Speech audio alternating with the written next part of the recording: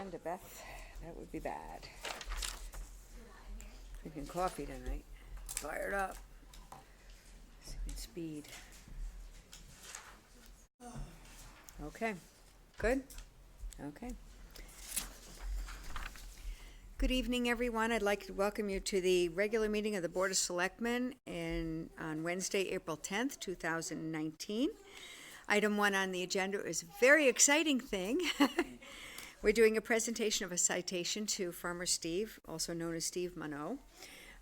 Connecticut's agricultural industry grows crops, including the next generation of farmers, and Steve of Massaro Community Farm in Woodbridge has been chosen as Connecticut's Outstanding Young Farmer of 2019.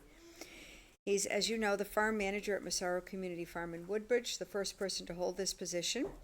He took an abandoned farm property, improved its soils and productivity by establishing and then expanding organic vegetable production. Steve and his wife, Jackie, okay, have a daughter, Vivian. Miss Vivian's in the audience, and they're expecting their second child in August. I hope that's okay to say. Thank you. And the purpose of the Outstanding Young Farmers Program is to bring about a greater interest in the farmer, to foster better urban-rural relations through understanding of the farmer's endeavors, to develop a further appreciation for their contributions and achievements.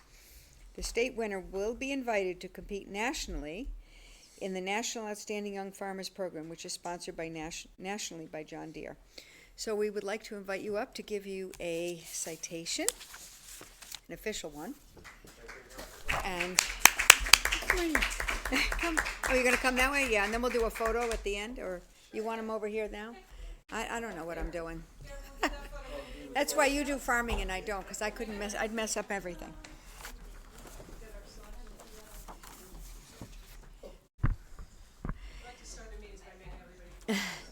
Be it hereby known to all that the First Selectman offers sincerest congratulations to Steve Munno in recognition of being named Connecticut's Outstanding Young Farmer of 2019. On behalf of the Board of Selectmen, we extend our very best wishes for continued success on April 10th, 2019. So that's yours. Yeah, thank you so much.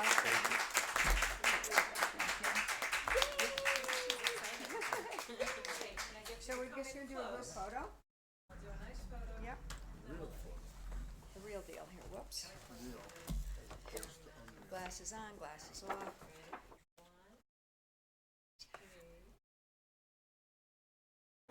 Thank you. Bye-bye. Good job. Thank you. Those are always fun things, right? Hi.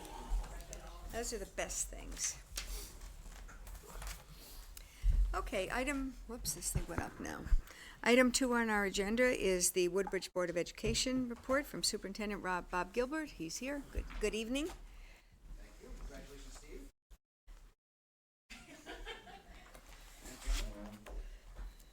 Good evening, everybody. Good evening. Spring's coming. Spring's here finally. Feels that way outside. My report tonight is fairly straightforward. I always mention our enrollment. Our enrollment continues to be steady. It's not on. Okay. Congratulations, Steve. Our enrollment is steady at Beecher Road at 846. Our current fiscal year 19 budget update, we have a very slight increase in our overall special education deficit. It moved from $202,000 to $207,000 based on some slight program changes for a few students. This has caused the overall deficit to go up from $304,000 to $309,000. Just as a reminder, this overall deficit does continue to carry all of the unexpected facility costs from the summer and August cleanup, as well as the pool cleanup, and as well as the Van Zelm report and other related expenses. The ad hoc building committee will be reporting later in the meeting to you, as you know, on your agenda, so I will not report on any of that information at this time. Just from the Board of Education standpoint, news from the Board of Education, our subcommittees continue to meet monthly. Our policy committee continues to do our work in terms of our policy review from our CABE policy audit, and we continue to work at updating our policy manual to be in compliance. In our curriculum subcommittee, we have had presentations over the last few months in technology and now in special education for tomorrow's meeting as we continue to review those programs and provide information to our curriculum subcommittee members. We do have an ad hoc sustainability committee that has been meeting for the last few months. The committee recently determined that they would like to move forward and apply to be a green leaf school, which is obviously a school that is looking to be environmentally sound and looking at composting and looking at recycling and looking at all the other ways to be true and kind to our environment. So we are moving forward with that in the coming months. From a facility standpoint, we had our most recent facilities meeting this past morning at 7:30, and we reviewed our capital plans for the coming 5 or 6 years and continue to refine those and to take a look at those and make some priorities in those as we prepare for next fall when the budget process begins again. This past week, we had a special meeting of the Board of Education where the board did act on my recommendations as to how we would reduce $318,000. And so just let you know that we had unanimous approval of that. In our reductions, we were still able to maintain our current programs and staff, and we're able to add a fraction of the positions that I was hoping for in the special education area. So we have moved forward to clarify how we're going to have our budget look for next year based upon the final votes in the town. From a student news standpoint, our student council members have been quite active, and they'll be reporting at the April Board of Education meeting on April 23rd. The PTO has been very active in promoting the new fundraiser, the Booster-thon, which will be held in upcoming weeks, and so you've probably heard a little bit about that through the wind and the grapevine. Our Be Kindness Week concluded, and students are obviously excited about next week when it is April vacation. Last night we held a PTO meeting / Superintendent's Academy. This is the third of a series of 3 that we did this year. One was on the area of digital citizenship. The second one was focused in, I forgot what the second one was, Mark. I'm forgetting. But last night was on special education and intervention services, and we didn't have a very big attendance, but it was a very informative evening. The second one was on the ADL presentation. And on a last note, I just wanted to say to the Board of Selectmen that are here tonight, I know we have some Board of Finance members as well. I do want to say publicly that I wish to thank all of you and Board of Finance as well for the process you've set out this year, for your support of Beecher Road School, and also for the way that we have been able to arrive at a percentage increase of 3.61%. That's being put forward to the town hearing. I just want to say that we realize that, we have been advocating for all of our needs, but we also realize and recognize that there's many competing needs in the town, and there's also a need to be mindful of the taxpayers and what's on their backs. And so I just want to say a public thank you to all of you for the way you've supported in a difficult, challenging year where we are right now. So thank you very much for that. That's my end of my report. If you have any questions, I'd be glad to answer them. All good? Thank you. Thank you so much. Thank you. Item 3 on the agenda is the first selectman's report. Are you going to stay, Bob, or you have to go, right? Okay. Okay, sure. All right, thank you. I have a few updates for you tonight. On our agenda tonight, you'll see that I have asked Adam Parsons to share with us the plan for landscaping and management work that has been authorized in both this fiscal year's budget and next year's budget that begins in July. So we might have a better understanding of what will be done at the former country club property. It's important to place this in context of all the other town-owned parcels that Adam and his fellow workers are maintaining on behalf of our town. I attended several events in the community. On the 17th of March, I attended the Thomas Darling Open Hearth event and took a tour of the grounds as well with Farmer Ethan. On the 18th, I convened a meeting of relevant department heads here at Town Hall to discuss input for the West Rock Tunnels Project Letter of Record that the Selectmen heard about at our March meeting. Staff from Public Works, Police, Inland Wetlands, and my staff went through some detailed spreadsheets capturing concerns that we have now sent back to the consultant hired by New Haven. That draft letter is still a work in progress, and I'll keep you informed. I feel like I say that almost every week. It's a work in progress, but it's not our letter. They have to do it for us. In the evening on March 18th, I attended the monthly Board of Fire Commissioners meeting, keeping a close eye on their budget. I will also note that the WVFA is celebrating their 90th year of uninterrupted fire service to our town of Woodbridge. That's really remarkable. Also on March 18th, I received an annual donation check from Bethwood Baseball League presented by their president, Dwight Rowland. He's not here, sometimes he's here. This funding helps cover the cost of clay to maintain town ball fields and other enhancements to our athletic areas. On March 20th was a big day. We hosted a meeting with Congresswoman Rosa DeLauro, her staff members, 2 representatives from the Army Corps of Engineers, an array of town hall staff, as well to discuss our concerns about flooding in the area around the West River in Woodbridge. We then took a tour of some affected properties and met with residents and business owners at the Bratley Road crossing of the West River to hear community concerns. All of this activity culminated in a letter to the Army Corps, which I forwarded to you all last month, which now sets in motion our official request for their assistance to help us receive federal assistance for with a project to mitigate flood hazards in this area. I just received this morning a copy of a support letter from Rosa, which she also sent to the Army Corps of Engineers. Again, I'll keep everyone posted on updates. It's federal grants, so who knows? But it's worth a try. We have to do something for those poor folks. On March 21st, I attended the Board of Finance meeting at which they made their final budget recommendation. This document now goes to the preliminary budget hearing on Monday, April 22nd at 7:30 in the Center Gym. You may have noticed the signs that have gone up at our key intersections around town to remind the public. A mailer is going out to all households with the budget summary documents, and further information is available at the town website as always. On March 27th, I attended the monthly SCROG meeting as well as attending our special joint meeting with the Board of Finance that evening regarding Beecher. We will also have an update on that at the end of our meeting tonight. Looking forward, tomorrow night I will meet here at Town Hall with a group of residents who are concerned about tree and brush clearing under the power lines owned by Eversource that are in our town. We're continuing to do all we can to assist these homeowners to have their concerns addressed by Eversource. And that's my report. Find my agenda here. Thank you. Item 5 on the agenda. I'm sorry, let's go with number 4 first. Liaison reports. Terry. Okay, for the Woodbridge Board of Ed, I think Bob talked about the ability to reduce their budget down to 3.6, I believe it was. And then for the Amity Board of Ed, they set a date for graduation, which will be Friday, June 14th.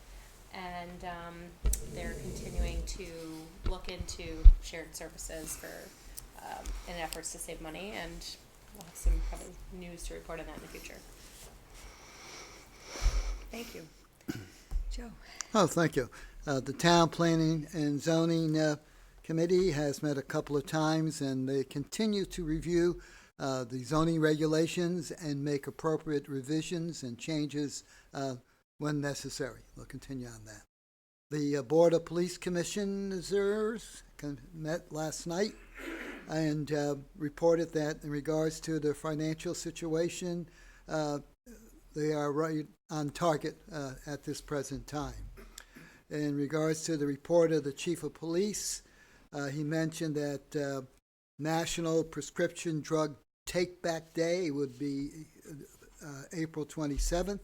And he also mentioned that, we do have a 24/7, 365 drop box for people who wish to take the prescriptions and distribute them in the drop box.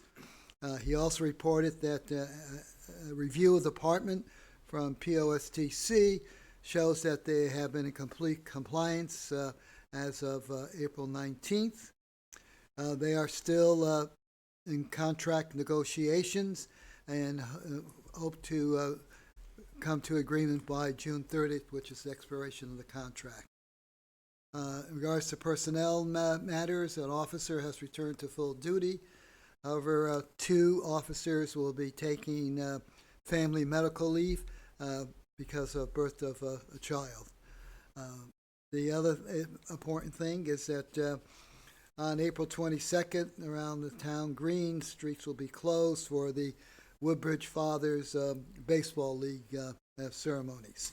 And there will also be 2 charity rides, one on June 2nd, the Ride for Hope, and one that will occur next week, the Ride for Carly.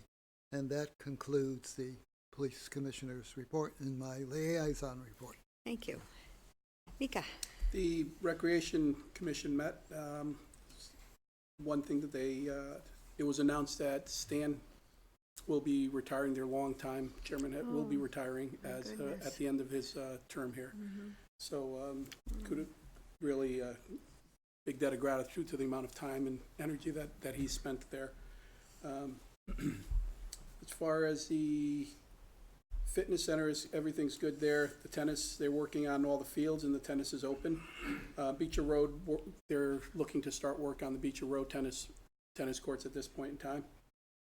As far as their programs are concerned, the enrollment has been increasing, and they had about just short of 150 applicants, which was on par with last year, and there's still more coming in. The triathlon that they're sponsoring this year, they did get 1 sponsor for it, and there are 7 people signed up so far, and it's open to K through 8. As far as your financials are concerned, their year-over-year revenue and expenses are under last year's amounts, the revenues largely due to the loss as far as the pool was concerned, what happened there. And they were going to reach out to the dog park folks to discuss the possibility of hours of operation, specifically to make sure that there wasn't any conflict with the running club that loads buses at that time in the morning, as far as parking and things of that nature were concerned. And the skating rink they're looking to move forward with the next step as far as skating rink over at Alleghi Park. There was some discussion as relates to process and policies for requests for rooms and things of that nature. I did reach out to Betsy and she's going to, that's not changed, so she'll make sure that's communicated. And there's some training that they're looking for all personnel to take as relates to abuse training. And I think, Jerry, they're going to be reaching out to you as far as that's concerned if they haven't already. There is a concern that they have that they're negotiating with the school as relates to the responsibility for opening doors for people who are coming in at different times. And they need to get up and from whatever they're doing and open the doors at a lot of times, specifically for people to enter into the second door, which is the school door. They already have that responsibility for the first door. And it was a request from the public in regards to Pease Road, grass is being cut. And that was it. I also attended the Economic Development Commission meeting. There was discussion on the CERC draft, the report that was presented to the EDC, and they've asked for me to ask the Board of Selectmen if we would entertain an opportunity for them to review that report in its entirety, do a complete SWOT analysis on it, and then make any recommendations or coming to present to the Board of Selectmen their findings once they've completed that analysis. It's kind of an exciting project. It's something that I've not known them to undertake in the past, so I think it's something that we should indeed consider on our future agenda. And there is a business after hours happy hour on May 14th at Saloon Restaurant. That's on May 14th, 5 to 6:30, business after hours. They continue work on the trail and retail map. Betsy's continuing her work in regard to the business visits, and they are also working with a commercial business to see what we can do to scale back as far as the expenses are concerned with the wayfinding report that we received, which I think it was about $250,000 was the recommended amount, and they're seeing what they can do about scaling that back to, with the intent of hopefully getting some things started and going at that point in time. That's it. Great. Do you happen to know when the triathlon is? Well, you know, it's It's all right, I'll find it. I thought if you had it there, they mentioned it, okay. I did, I should have. It's the first ever, right? It's kind It of, is. It it's is exciting. indeed. It Yeah. is. That's good. Okay, thank you. You're welcome. David? Went to the Library Commission. As far as the budget goes, the library spending is under budget for the year. They are updating their policy manual. They are exploring upgrading their website, which doesn't allow people to access everything that the library is offering. They looked at a program called Libby, which is a wonderful program, but with the basic program was $7,500. With all the bells and whistles, it came up to $17,000. So they're looking for another website's developer. That money would come out of the Friends of the Library budget. Would not affect the town budget. The director is hopeful that the HVAC upgrade will be completed or accomplished before the cooling season begins. And that was pretty much the library meeting. Human Services, they're projecting that the ramp project will restart as the weather improves. Ellen McDonald, who's, I guess, the administrative assistant, I'm not sure if that's her exact title, but she's leaving her post, creating a job opening. I know they're interviewing for other people to fill that. You know that? I didn't know that. Didn't know about that? Wow. Okay, well, I it's just looked at, breaking news, okay? whoa. You heard it first. All right. Wow. Whoa. Yeah. Huh. They I got a are lot. still hopeful that Sheila will find some grant money for their center renovations. The Greater New Haven Transit Authority grant for dial-a-ride and ride shares has been made. They also applied for another grant, which for some reason I didn't write down. It's called a one-of-a-kind grant. It's a $5,000 grant. They were going to earmark that for carpeting. Coupop did not meet this month, so I have nothing from Coupop. Okay, Okay. good, thanks. Well, none for this month. Okay, well, what a surprise. Maybe next time. Okay, Chelsea Priest. thank you, everybody. Okay, item 5 on the agenda is the Administrative Officer's Director of Finances report. Tony? Thank you. I have your monthly report through March of 2019, which is a surplus of about $466,000. As you know, we, in the budget process, earmarked $400,000 as a contribution from fund balance, so that leaves an actual surplus of $66,000, which brings our percentage of our fund balance at 11.68 of expenses. So that's a healthy number for us. Some highlights in revenues: interest income generates a surplus of about $140,000. The intergovernmental revenue has a surplus of $178,000. This is primarily due to an increase of $75,000 in the municipal stabilization grant funds, and just recently an additional $40,000 in special education excess cost funds. So as our special education costs go up, we also receive more special education excess cost grant funds. So that's an extra. The charge for services is a deficit of about $85,000, mostly due to the closure of the outdoor pool, which is $83,000 loss in revenue.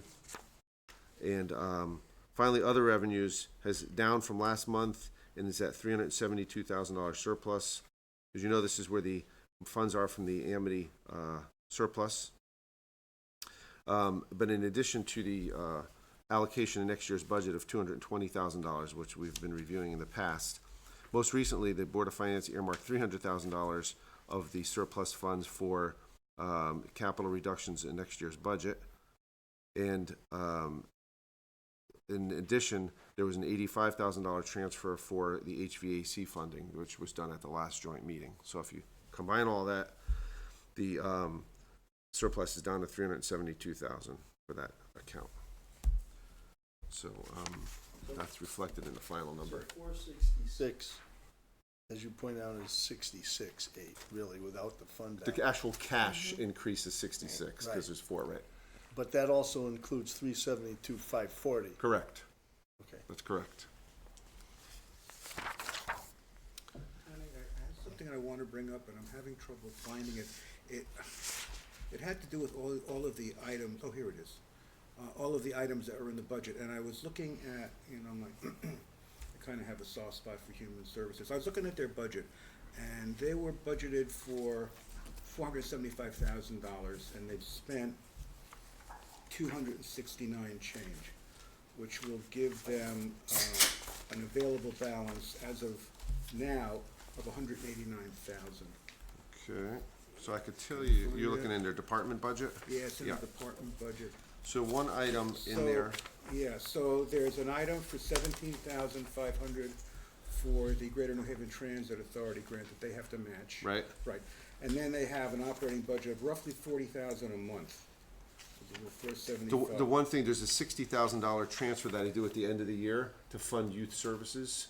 Because youth, if you look at the department, it's the very last line, it says transfers out to youth services. Youth services was created as a special fund about years ago. And so the operating budget subsidizes youth services. It's probably a $70,000 or $80,000 budget, and the general fund subsidizes 57 of it.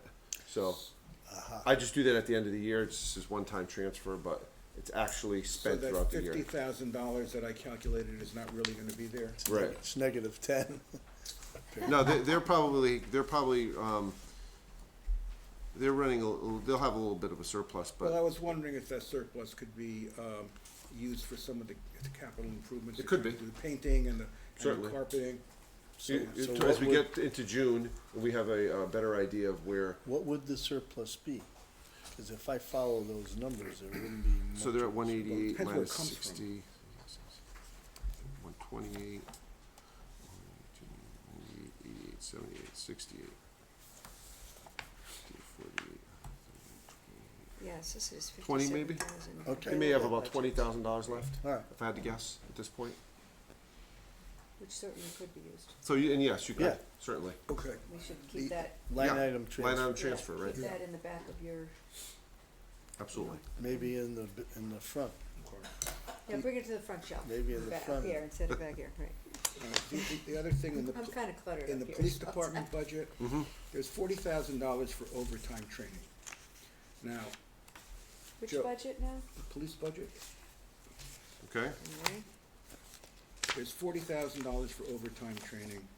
When the chief was here and he was presenting his manpower scheduling, he had some blocks in the scheduling where people, instead of working on their shifts, were working on training. Does that seem like, remember that? yeah, I do. So. So why if are we somebody's also paying training, for then they have to, overtime training? sometimes they have to call someone in, either they have to do the training on overtime, or they have to call someone in to cover a shift if someone's training. And the other issue with the police department, we're under labor negotiations now. Yeah, okay. And the way the contract is written now, the sergeants, if they have to fill in a shift on the road, get paid overtime. If the sergeants have to fill, No, when they eliminated the lieutenant position, the sergeants were to be in the department, and if they had to fill in a shift, they would get overtime, because that's the way their contract is written. Is that gonna be addressed in the new contract? Because we paid them $22,580 Yeah. in overtime. I could just No, tell, that's not right. I could just tell you that. That's the number for the labor negotiation. There are issues being discussed, that's all I could say. All right. Okay. When's the new contract? The current contract expires June 30th of June this year. 30th? Yeah.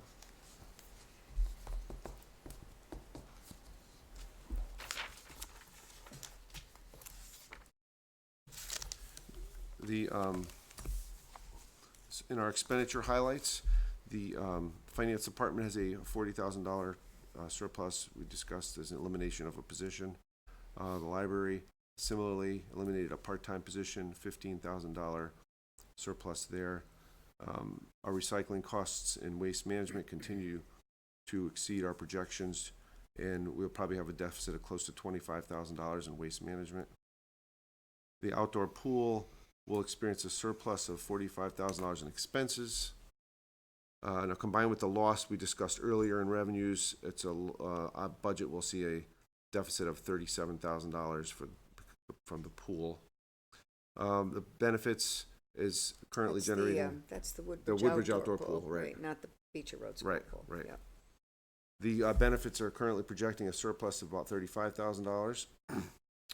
Debt service has a small surplus of $5,800 due to lower than anticipated rates for the Beecher School renovation for some part of the funding. And the Woodbridge Board of Education is at $305,000 deficit. There's a $50,000 special education reserve, so that means that the general fund would have to pay $254,000 for that deficit. So if you combine all those up, that's how you get the 466. I like this summary. Did I say that already? Yeah. I like it. It helps. Okay, thank you. Okay. Okey-doke. Monthly report. Next is up on the agenda is funding. There are no tax refunds this month. That's why there's nothing in your packet. Next is funding requests. And the first one is, it's actually a line item transfer, 1819-18 of $3,420. This request is for the purchase of 2 chairs for the dispatch center at the police department. We have a memo from Chief Frank Cappiello. Two chairs, that's For the council. Yeah, for the dispatch center. Right. And it's line item, they're taking out of communications telephone. It's within their budget and capital furniture. So I'll make a motion that we approve line item transfer 1819-18 in the amount of $3,420. Is there a second? Second. Thank you. Any discussion or questions on this? Other than they must be fancy chairs. Well, and they're used So I'm 24 hours They're a day. oh, okay. Because it's Well, the dispatch center. So what's so fancy? I mean, They're not just- fancy, they're just sturdy. Sturdy. Ergonomic? Right. And So yeah, they're ergonomic, well-built. Right, Chairs. right. They're the same ones they have now, just, I apologize, I'm working off this computer and I have it in 2 different places. Was that the Friday's packet or the Tuesday's packet? That's Friday. Friday's The back. Friday's packet, okay. If you have it up, I'll look at yours. I wanna don't see have it mine? up. I just Wanna see remember this? reading it. Okay, I wanna see those line You items. can look, David. Oh, thank you. All right. By the way, So, that brings we up have a an motion, issue. a second. Are there any other questions? All in favor? Aye. Thank you very much. Next is line item transfer 1819-19 in the amount of $3,000. And this is what I spoke about in my report, the transfer from the Bethwood Baseball League for clay material, supplies, and overtime related to league tournaments. And there was a letter from Dwight Rowland. And they're taking the revenue from, the 3,000 donation check, which you have a copy of in your packet, and putting it into parks for that. Anyone like to make a motion? We approve this? Thank you, Joe. Second. Thank you, Joe. Any discussion on this one? No. All in favor? Aye. Thank you very much. Next one is line item transfer number 1819-20 in the amount of $15,726. And maybe you know better about this one than I do. Okay, I'll turn this over to Tony. so, when we were, doing the site, we encountered some unanticipated site costs, at the transfer station. The main one is we had to move a utility pole at the site, you know where it is, but so UI has to come in and move a pole, and so the town has to pay for that removal. And we had to rent an excavator to do some more additional clearing of land, so, this takes it from an existing project in waste management. We had a reserve of funds that we no longer are using, and, I can just say that, the scale is moving along. We're hopeful to have it operational in June and up by July 1, and I know we have some funds in the budget to, anticipated revenues resulting from the scale. It'll be a good thing once it gets rolling. So, yeah. Yep. Okay. I'll make a motion that we approve line item transfer number 1819-20 in the amount of $15,726. Is there a second? Second. Any discussion? It's coming from an equipment reserve that we had originally, for set up a while back for some additional equipment that we're, gonna purchase, but this was more of a priority. when will the fees and things of that nature for the utilization of the scales, when will that be? We're hopeful July. Okay. We need it badly. Yep. Okay, any questions or discussions? We don't have an excavator that could do that work. We don't currently have an excavator in town. Maybe We that don't money own an was set excavator. aside to buy an excavator. I don't know. Yeah, so probably about $200,000 for an Yeah, excavator. Any other And this is, They don't that- a contract. lot of I it's to know. pay UI to move the pole. yeah. Oh, really? No, we're good. Okay. All in favor? Uh, Thank you very much. That's it for funding requests? That's it. Do you have an? And there's a summary Oh. for you, and so our contingency balance is 120,543. And hopefully we won't get any more snow. Who did that? Who did that last year? Well, last year we had a police overtime we used it for, so We there had could be we had a something, murderer. We had something that murder? comes up Yeah. unusual. Oh, but unknown at this point. in But other than that, no, I'm not aware of anything else. Good, okay, thank you. Moving right along, you didn't have another, right? No. Okay, sometimes I skip stuff, you know, I'm a little crazed that way. Item 6 is Assistant Administrative Officer's Report. Item 6A, Event Applications, and action is appropriate. Mrs. Shaw, we miss her, we find out every day. It's hard, Even when she's her here. corporate sometimes. knowledge. I'm working off a paper next week. So in your packet from Tuesday, there's only one event application this month, and it's from the Dog Park Cooperative. They're looking to hold a dog wash fundraiser on June 1. Page 8 in my book, here. And the timing, if you remember, is deliberately intended to coincide with the events that you approved last month for the Garden Club to host their plant sale, also on June 1. And the Friends of the Library is also hosting a book sale at the same time in the library, and these two other events will be immediately outside the library in the Grove. So we'll be having 3 events going on in close proximity to one another at approximately the same time. So the idea is that each of the fundraisers will serve to support the other. Any questions on what's in the application? Can I ask, I have one question. There's a not filled in portion, it says, will you have canopies, tents, and or enclosures? I know Bonnie's here, it just wasn't checked off, yes or no? Yeah, she and I spoke about that. Oh, So okay. it's, I'm sorry. there's a chance that they'll have a small pop-up tent that they would use to kind of define where registration would be for the event, since there will be so many other things going on in the same general area. Excuse me. Betsy, where did you say that was being held? Right on the, In the Grove area, so kind of that grassy, Right, where picnic shaded tables area. are. Mhm. Between the library and the old firehouse. Okay, I'll make a motion. see, When we accept the application, Approve the application for the approve event. the application. good job, Second. thank you. Any other questions? We have the insurance certificates in here, which is helpful, or? Yes, so like they it? would, the insurance has not been purchased yet, but assuming they are approved, they would go ahead and purchase the insurance. What was the third event? So the library, Friends of the Library book sale is happening That's inside, inside, yeah. yes. The Garden Dog park's Club, outside. Dog Park is outside, and the Garden Club plant sale is also outside. So the dog park walk would start and end in that area, and the plant sale would remain in that area for the duration of the time. Do the Garden Club people know about the dog park? Yes, I'm actually working on setting up a meeting for the 3 organizations to talk logistics and how to market all of these things that are be going on in such close proximity. And there may also be a food truck as part of the event. And the USLI policy covers all those events? Or just? So the insurance, Yeah. so the insurance is for each organization. So the Garden Club has their own insurance. The dog park would have its own insurance. And if there is a food truck involved, the food truck vendor would have their own I insurance only as saw well. one in the packet. Right, because we're just talking about the dog park event right Okay. now. Yeah. The Garden Club was previously Yeah. approved. Got it. do you indicate a time on that this was taking place? I think on here it says 8 to noon, but that was approximate, right? Thank you. Okay, well, just to get it rolling, I'll motion that we approve. We already have it, I think. I made the Well, motion. jeepers, okay. And we have a second. Okay, any other questions or discussions? All in favor? Aye.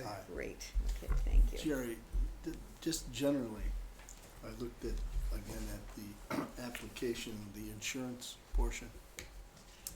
I think we should add medical pay to that. Not a bad idea. Yeah, I thought 5,000 or so. It comes with most of those policies Most of it's anyway. Add included, what? but we can But require we it. should- Add yeah. medical insurance as well? Well, just there- yeah, as part of the GL policies, Yeah. you get med pay at 5,000. Yeah, that's a good idea. So it's like no fault in case, so there's funds of money there. That's a in good case- It's idea. very cheap, it's not It's, not it's, expensive. it's very- usually it's peanuts. included anyway, Right, Okay, but we ought to put it in. yeah, we can put it Okay. in. At what amount, Joe? 5,000. I would say 5,000. so do you want it to be as part of this one? No. Okay, That's just why I going waited forward, until, yeah, okay, that's cool. okay, Joe, just going forward. might be a little low. What? That might be a little low, because one trip to the ER is gonna be more than $5,000. Yeah, well, I mean, you can make it more. Most of the people are satisfied with the 5,000.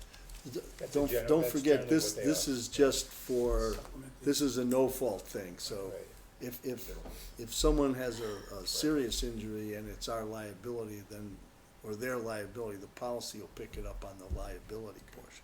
This is just no fault. When someone gets hurt, the 5,000 is there. Okay, thank You you. can make it more, but I think 5,000. 5,000 is usually is included, yeah, standard. 1, 5, Yeah. I've seen 10, but usually 5 is. I can update that, so at the next time we have, Just Yeah, don't- just an add the application, it would 5. be included. Jerry Mhm. will know what to do. The next thing I wanted to update you all on is, I've been doing a business survey. One of the tools that CERC left me with is an in-depth 8-page survey. And I've been reaching out to a lot of our local businesses, and to start, I've been focusing on, the list of our top 50 personal property taxpayers. I've been able to speak with 14 of them to date, and I've reached out to many others, so, making progress, but by no means do I have a representative sample yet. But I have been tracking the data, and I'm starting to see some trends that I thought you all might be interested in. Some of the things I've been seeing is that, in terms of quality of life, so specifically cultural opportunities, recreational opportunities, crime rate, these are all things that our local businesses are rating very highly in terms of Woodbridge as a place to do business. Town services like street maintenance, police services, fire services, schools, also are all very positive. Very few negatives that I've been hearing from people. There's one open-ended question, a couple of open-ended questions, and one of them is, what are the strengths that Woodbridge has as a business location? And the few things that I'm hearing most frequently are location, so our proximity to New Haven, easy access to Route 15 is very important to people. Safety is important to people, feeling like they're safe here, their clients are safe coming here. And the other one I'm hearing often is the resident sophistication, education level, and spending power.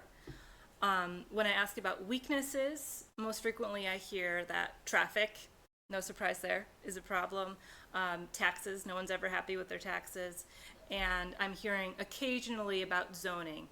Specifically, people would like more density in the business district for 2 reasons. One, some people are saying they want more density because it's better for their business. More people equal more clients. Others are saying they would like more density because they feel like it would create more of a walkable area, and it would be more pleasant to be out and about for lunch or after business hours. And the other thing regarding zoning is people are frustrated with signage. Either they want a bigger sign for their business, they're frustrated with the process of getting a sign, or they're unhappy with the amount of signs. So everyone's unhappy about signs, but they're not all unhappy for the same reasons. And then the other questions I'm asking are, what sort of programs should the town offer to businesses? And I'm hearing that people are looking for incentives to stay, grow, and invest. And so when I'm talking about staying, they're not asking for financial incentives, but amenities like sidewalks, more restaurants, shops to visit, networking opportunities, other things to make it a more pleasant area to be in, to do business. But in terms of growing and investing in the town or in their business, they are talking about financial incentives. So I'm just starting to gather some information about that. And I know the EDC is interested in looking into that as well, if that's something that you all might be interested in. Similar to what Mika was saying with the other work that CERC did for us. They're very interested in your opinion if you all would like them to move forward with looking into these things, the SWOT analysis that Mika mentioned, and also potential financial incentive packages that the town could consider doing. Is that of interest for them to look into and then eventually make a recommendation to the board? Thoughts? I agree. Okay. Yeah. Anybody else? Have you looked in any ways of getting potential businesses to look at Woodbridge? Well, right now we're beginning to think about how to market the town, and so one thing Mika had mentioned was a trail and retail map. So we've been talking about what makes Woodbridge unique. Why would you come to Woodbridge? And one of the things that we have is this amazing trail system. And luckily enough, REX Development, the Regional Economic Development Group, and SCROG, our Council of Governments, has offered to create a map of farm stands in different towns. And I've asked them to not just make a map of farm stands in Woodbridge, but farm stands, our trails, our retail, and our restaurants all on one map to cross-promote all of these different things. This is an example of what they've done in North Branford. Would be similar to what we would have here. So that's one thing we're working on. Right. And Good. go ahead. That would be to bring in people to use those businesses. I was talking Right. about bringing in new businesses. Yes. So the other thing I've been going to a lot of meetings and forums about economic development, and two things keep coming up. One is that New Haven is a real magnet for biosciences. However, there's just not enough lab space, and they're having a real struggle finding enough lab space for these businesses to actually stay in New Haven. And so one thought I've started to broach with property owners, and I'm also speaking with Rex about how to go about this, is are there any open spaces in Woodbridge that could be converted to lab space so we could be part of this ecosystem of biosciences? The important thing is that these companies are close to Yale, where there's a lot of research. So we're lucky in that we're very close to Yale, and it's easy to access downtown. There is a significant investment, however, to convert office space into lab space. So we really need to look into that before we start promoting that Don't we more. have a research building on Research Drive? We do, yes. Isn't that underutilized or empty? There is some space there that's occupied, and there's some open space there. And I've been working with Rex Development. There's a company in New Haven that's considering moving out. Then we'll be looking at that in the next few weeks. There's also a lot of buildable space on both sides of Bradley Road and across Litchfield Turnpike. The other thing that's coming up frequently is co-working space. And that's really geared towards solopreneurs and very small businesses. And we do have, like a lot of towns in our region, we do have a lot of open office space that could potentially be converted into co-working space. And the issue with the hurdle with that is finding somebody willing to manage that. There's a lot of amenities that people expect in these sorts of places. And then there's also the management of renting out offices or just a desk. And so, as you can imagine, there's a lot of turnover with that. And so finding somebody willing to take that on is the current hurdle with that. But yes, we're looking into that. Yeah. Lost my train of thought. I think that's it. So I was going to mention the brochure, but I also already mentioned that. So I'm hoping I've submitted all of our information to to Rex Development, and whenever I get a draft back, I'll be circulating it in the business community to make sure I've got all the data correct and that I haven't inadvertently left out anybody who deserves to be on the map. Okay, and that's it. Okay, thank you, Betsy. Next item on the agenda is our Communications Director and Grant Writers Report. Okay, I have a few items for you today to go over. Beth had mentioned that in your packet is the original letter to the Army Corps of Engineers after our visit with Rosa DeLaura and the Army Corps of Engineers folks. This, of course, is very important when we're talking about the business district and trying to develop in the business district. We need to make sure that we're mitigating against the flood hazard that is possible in some of those areas. So it's kind of doing double duty here. There are both residents that are impacted by potential flood and obviously our business district as well. So I'm not sure, Beth, okay, yeah. I was gonna say, so this is the support letter from Rosa DeLaura that we just received yesterday. We've also reached, yes, you got it this morning. Yep. We've also reached out to our state delegation for their support as well, so as we get more information in, we'll be happy to share that.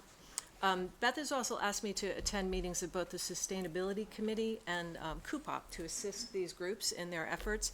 I think I mentioned to you at the last meeting that CUPOP is going to do a series at the library.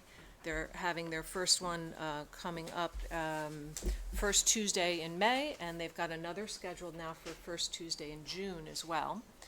They're going to focus on invasive species for the first one, and then they're doing water quality. So with water quality, they also spoke at their last CUPOP meeting, and I believe David had relayed this in his liaison report last month, that CUPOP was asking for, they wanted to request that the 2 schools in Woodbridge make sure to test drinking water. So we reached out and we found that Amity had recently done a test, and we have the results of that. Everything came back well. And Beecher was looking through to determine if they had a recent test on file, and they would share that as well. And then Sustainability Committee also had a request that was made. They are focusing part of their work on energy conservation in town buildings. That, of course, hits the bottom line of our budget. When we're spending less to provide energy in our buildings, we're saving money for taxpayers. So they are trying to focus their energy in this coming year on that. They've asked if they could receive a quarterly report of energy use in the various town buildings. So I looked into this. I am able to do this in the Portfolio Manager tool that we have set up. United Illuminating set up all our buildings up in that. So I'll be sharing with them a quarterly report as we go forward. And lastly, with regard to communications, we've been bringing on more email subscribers. This is a process of going and kind of consolidating people who are subscribed to. They gave emails to the town clerk's office. They gave them to the recreation department. Now I've gone to human services and I've pulled in their emails, and we're in the process of inviting those people to join that larger list. So we're a little bit more efficient with our communications. The next office or department that I'll work with is the town library. They have their own email list, but we're going to ask people if they want to also receive broader town communications that way. Then with regard to grants, as David mentioned, I have been working on a couple of things for human services, and there's something in your packet I'll direct your attention to in a moment. That's the Tuesday packet, not the Friday packet. But in addition to the flood hazard mitigation funding opportunities, I've been involved with a couple of recent discussions with the Amity and Woodbridge Historical Society, both for the barn, the yellow barn that is across the street from Thomas Darling House. We're looking into restoration grants for that. And there's also something called the Good to Great grant, which is state funding through DECD, Department of Economic and Community Development. This is a small grant program for nonprofit arts, cultural, and historic organizations seeking to do capital projects to make that leap from just a good organization to a great organization. So the Historical Society is putting together an initial request. That's the first step in the process. If they are invited to fully apply, that's going to be a larger step. I'll be more involved in that because, of course, they're talking about the Thomas Darling House, and that is town-owned. So the Board of Selectmen will need to hear further details as they develop if they are invited to make that grant application. So with regard to human services, I'm working with them now to prepare the grant application for this federal 5310 program, which is, it's due at the end of the week, actually, and we're applying for funding for a replacement 8-seat minibus, replacing a current vehicle that is coming to the end of its useful life. And you may recall that it is the 20% funding that has to come from the town is embedded in the budget for next year. So we're hoping to put that together, and it's nearly complete. And then lastly, in your packet, Mary Ellen asked that I share with you some information about this is an annual Greater New Haven Transit District matching grant. Usually, and we went back and looked at last year, the requirement is to authorize the first selectman to sign off on this. And it's usually after our annual town meeting, which means that you've approved a budget for next year. This year, they've changed their deadline, and you'll see from the packet that May 3rd is the date by which these documents need to be back. So we thought that it would be appropriate to, in a motion to authorize that you indicate that both Beth and Tony Genovese would sign their portions pending final document preparation, which is ongoing and is meant to make that May 3rd deadline. So that is the document that you have. Okay. So, Yeah, you're getting the motion. we have both of these in our packet, and, would someone like to make a motion to authorize the first selectman to execute the grant assignment certifications? There are two of them in the packet for the matching grant. So moved. Okay, is there a second? A second. Thank you. Any discussion on this? So we're authorizing you guys to sign whatever final document there is, Maintenance, well, there's two, because the ones that we have now are not final. is They're that- changing them this year. the Correct. correction. Yeah, But they have they're to update standard it with documents current that we've done every year. dollars. Mm-hmm. Everybody okay with that? And Okay, we'll miss the deadline if we don't. right, okay, because they changed it on us this year, okay. Unfortunately. So we have a motion, a second, any further discussion? All in favor? Aye. Okay, thank you very much. And then lastly, I had one other piece of good news that we received, the Sustainable CT program, for which we've attained the bronze certification, notified us earlier in the week that in recognition of our sustainability leadership, the town of Woodbridge has earned from the Connecticut Tree Protective Association, they will be donating a tree to be planted in our town. This is part of the recognition that they're offering to us as a sustainable bronze community. There'll be a plaque for it. They gave us a list of sustainable trees, of course, to choose from. And I worked with Betsy and Adam, because we have the beautification plan for the center of town, which lays out where we would like trees to be. And Adam was able to identify a pagoda dogwood, which was among the trees that are available for us. So we're gonna put in our little check mark to say that's the one we like, and we're gonna see if we can get it in time for the Rid Litter Day event that is happening. So we want to also remind everyone, Rid Litter, we shared a save the date last time. Rid Litter Day is Sunday, April 28th from 11 to 1 on the town green, and there's gonna be some opportunities. We're getting a little extra activity going on. The Beecher Road School Sustainability Group is very excited. They want a couple of tables to do some demonstrations, some hands-on things for children. And we also put it out in the Woodbridge News and Events to let people know we're also doing the paper shredding truck will be there. Bring your shredding things. That's for residents.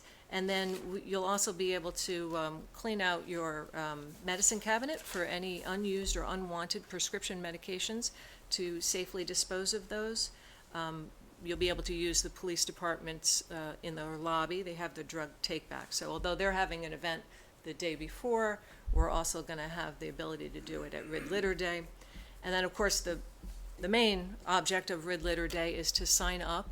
Choose an area of town that you'd like to remove trash from the side of the road that's built up over the winter. We'll give you a bag. We'll mark it on the map where you're going to leave that bag, and then Public Works people will come and pick that up and take it to the transfer station. So if everyone wants to pitch in, I think we have over 100 bags. Is that right? So we're hoping for 100 bags worth of litter to be picked up. And last year we did a good job. This is a bigger event this year. We're hoping to do even better job. I brought home some ticks last year, too. Oh, well, be careful with that. God. Please wear your But own we work did it, right, gloves, so etc. be careful. Yeah. If you're participating. It's okay, we And that's film it. them. It was all good. Perfect timing. Wow, 6 o'clock. It's now time for public comment. I would invite anyone who's interested in coming to address the Board of Selectmen to come forward. And remember to speak into the mic and name and address, please.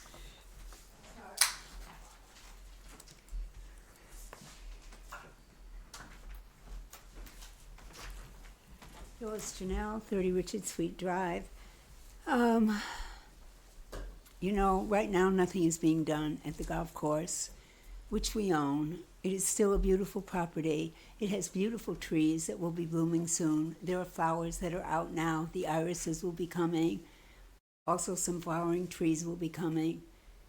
I feel that we've just viewed it as an albatross instead of viewing it as an asset for the town. It should be taken care of until we know what's going to happen. It should be, I really feel that the last administrations, we should have reached out to all the wonderful groups in town that work with trails, that work with parks, that work with gardens. And it's just a shame to have this beautiful property so close to New Haven that very few people even know still exists. It's wonderful for walking. It should be cleaned up. We have funds that we didn't use to open the pool. I think it's time to look at it in a different light until we know what the townspeople say. And I urge this commission to do more than it has done in the past. I really do. If you would just come out and walk it, you would be stunned at how beautiful it really is. Thank you. Thank you. Are you going to stay a little bit longer? Adam is coming to discuss it. We asked him to take a look, so hang out. Talking to him, you know, I just Okay. think it's time, Beth. I really do. Have, We don't know hang what's in. going to happen, but it's time to look at it with different eyes, which we haven't done for the past whatever years. Thank you.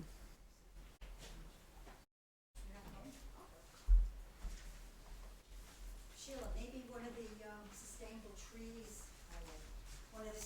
trees that are being donated could be brought over to the area in our community that's being totally decimated by Eversource. Just a thought. Cheryl Lipson, Brookwood Drive. I'm sorry to report that our town administration is once again trying to push for development of what was the Country Club of Woodbridge, a magnificent parcel of land that the town purchased in 2009 as a way of preventing residential development. In 2011, the administration held a referendum in an attempt to sell the parcel to Toll Brothers. Town residents wisely voted down the developer's proposal, and the referendum failed by a 2-to-1 margin. The town again tried to work with Toll Brothers in 2015 to 2016, but negotiations failed when town residents once again expressed their dissatisfaction with this type of development. The town conducted a survey in 2018 to get feedback from residents on what they envisioned to be good use of the property. 2/3 of the residents who participated in the survey, which I also believe was skewed, were opposed to housing development. The elected administration is supposed to represent their constituents. Why do they keep pursuing the only option that has been repeatedly rejected by the citizens of Woodbridge? Why aren't they listening? I believe there have been no RFPs, requests for proposal, since 2014. How do we know what options are available for the property now if we haven't marketed it recently? Previous suggestions submitted by residents for how the property might be used have not been investigated.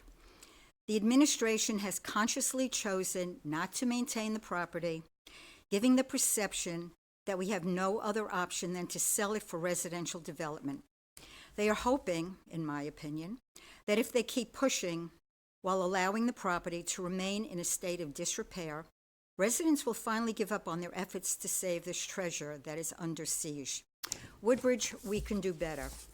And I believe I still have a couple of seconds, and what I'm asking is for all the members of the Board of Selectmen to go on record as to whether they are for or against residential development on the golf course. Thank you. Thank you. Anyone else?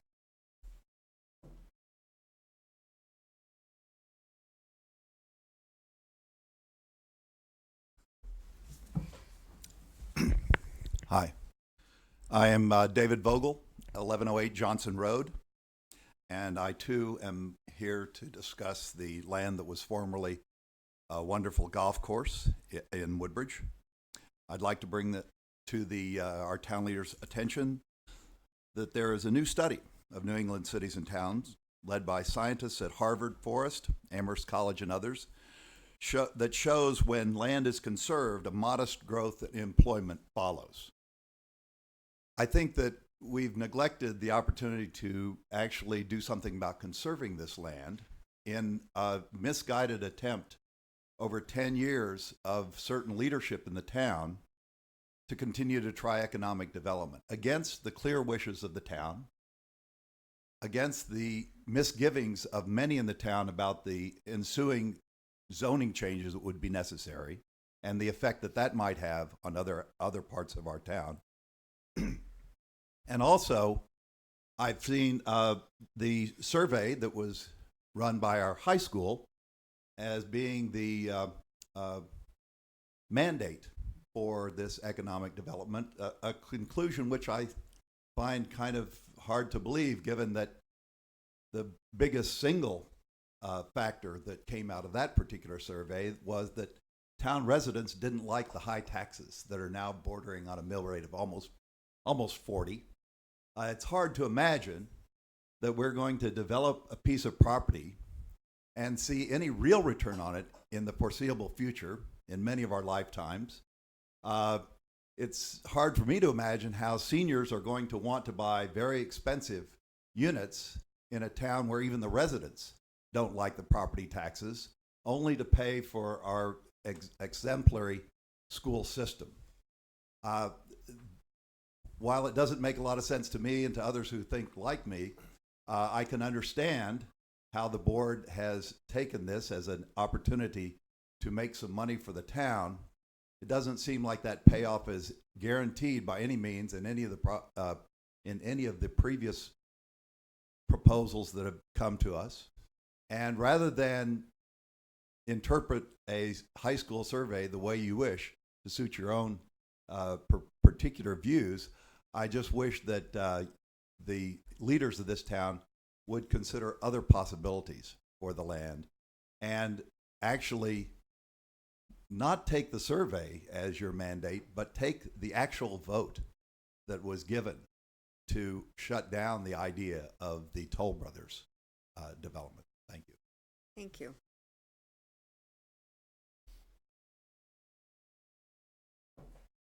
Anyone else?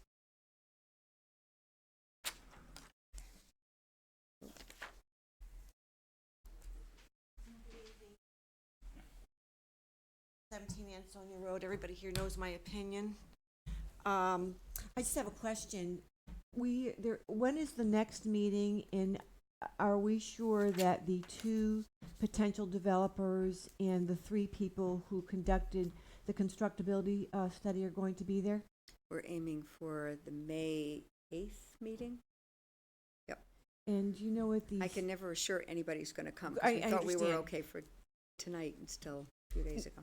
Right, but have anybody committed, or were you just... As far as now, they are all committed. May 8th? Yep. Mm-hmm. Thank you. Okay, you're welcome. Thank you. Anybody else? Okay, thank you. Is Adam here? Oh, I'm sorry.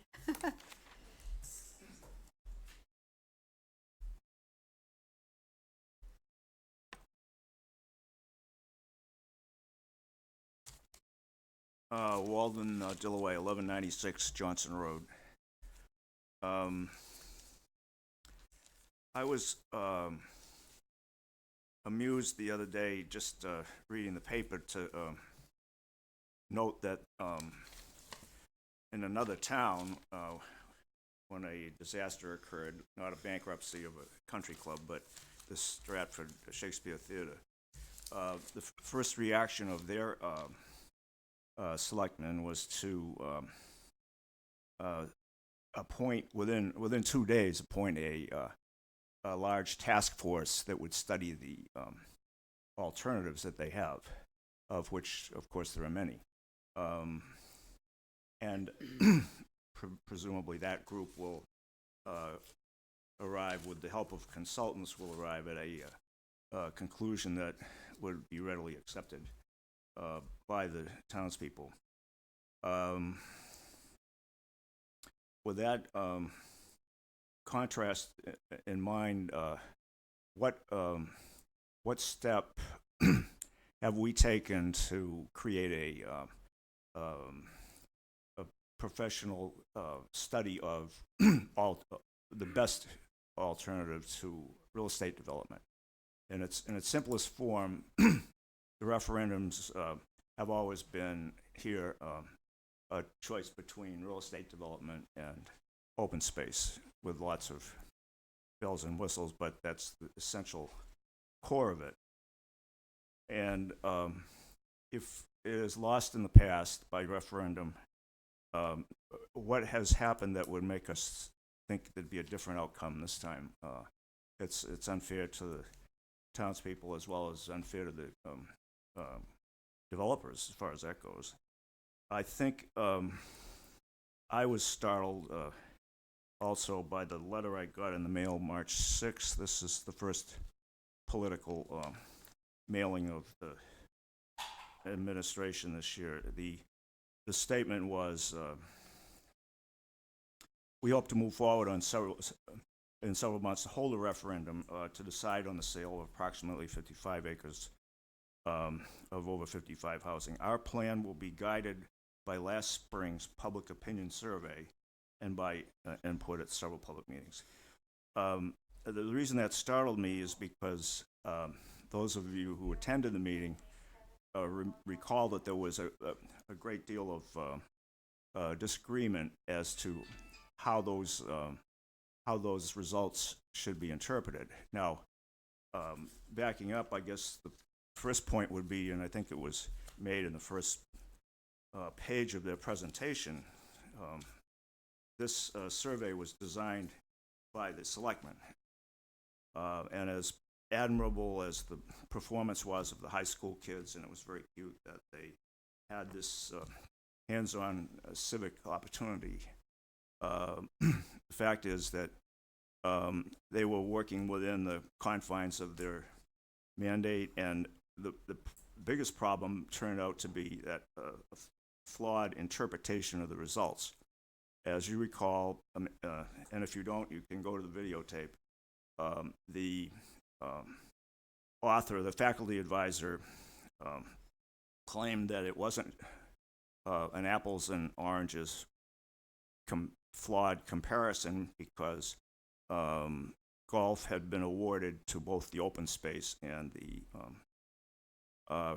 real estate development choices.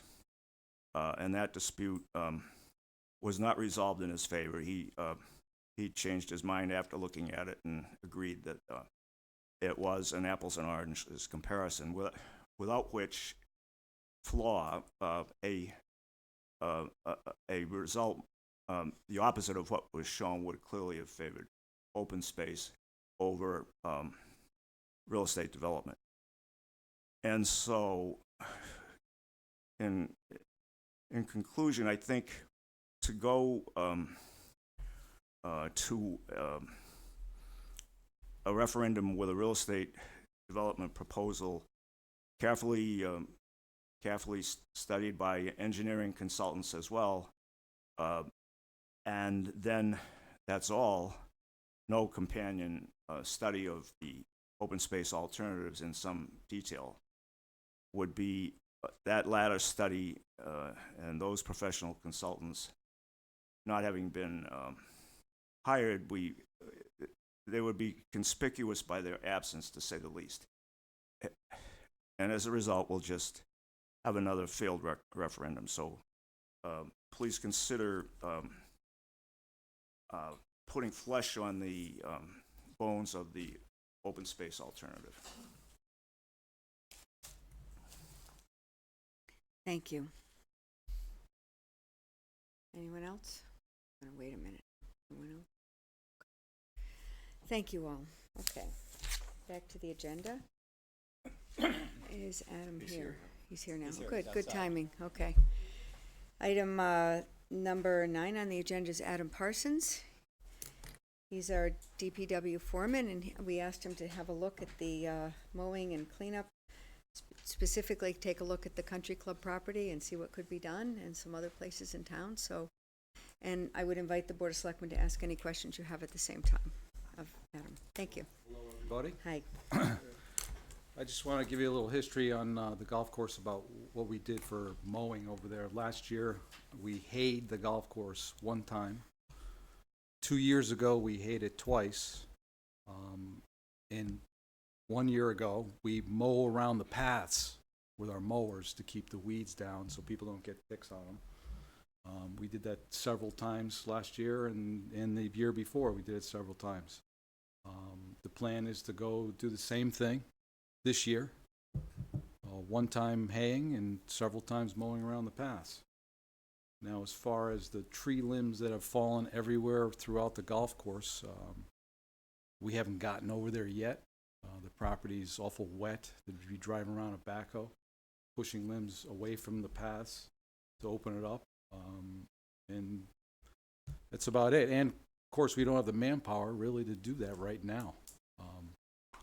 But we're trying to get there as soon as possible. Other than that, you have any questions? So I had suggested to Beth that we issue wood cutting permits for those downed trees like we do on the rest of the public properties. In my eyes, that's not a very wise thing to do. Why is that? If you don't know where you're going on that golf course, it can be very dangerous. Dangerous meaning there's very steep hills. There's culverts so that you have no idea where they're at. You could flip a vehicle very easily, get stuck very easily, and get hurt. Who's going to know you're even out there on the golf course? Or the property, not the golf course. I mean, it's always been in my mind, if you want to solve a problem, you find a way to do it, and if you don't want to solve a problem, you put obstacles in the way.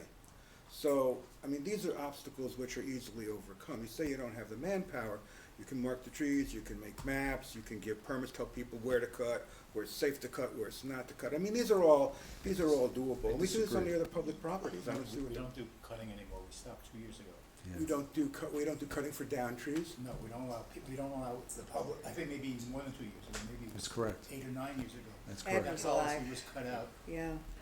Because people were taking down live trees. Live so- trees. And it was a liability issue also. Yeah. If you don't know where you're going with that property, I know, I've worked there. I used to be the golf course assistant superintendent. And if you have no clue where you're going there, you're in a world of trouble. That's for Which darn sure. goes back to my previous statement. Okay. So as far as taking down some trees, is there the ones that appear dead to you and? I surveyed the golf course Yeah. and all the ash trees, the problems with the ash Okay, trees. yeah. And there's a few other dead trees, but there's 35 dead trees that pose a danger. I brought on a company to take a look at them for them to just drop it and move it out of the way from the paths. It's $7,000. That's one quote. That's a good price. Mm. He would drive an excavator, a small excavator out on the golf course and drop them and grab them and push them off to the side. Mhm. To get a large truck in there with a bucket truck in there is it's too wet. It's way too wet right now. But you could do it with a small excavator with rubber tracks and meander through the golf course and get it done.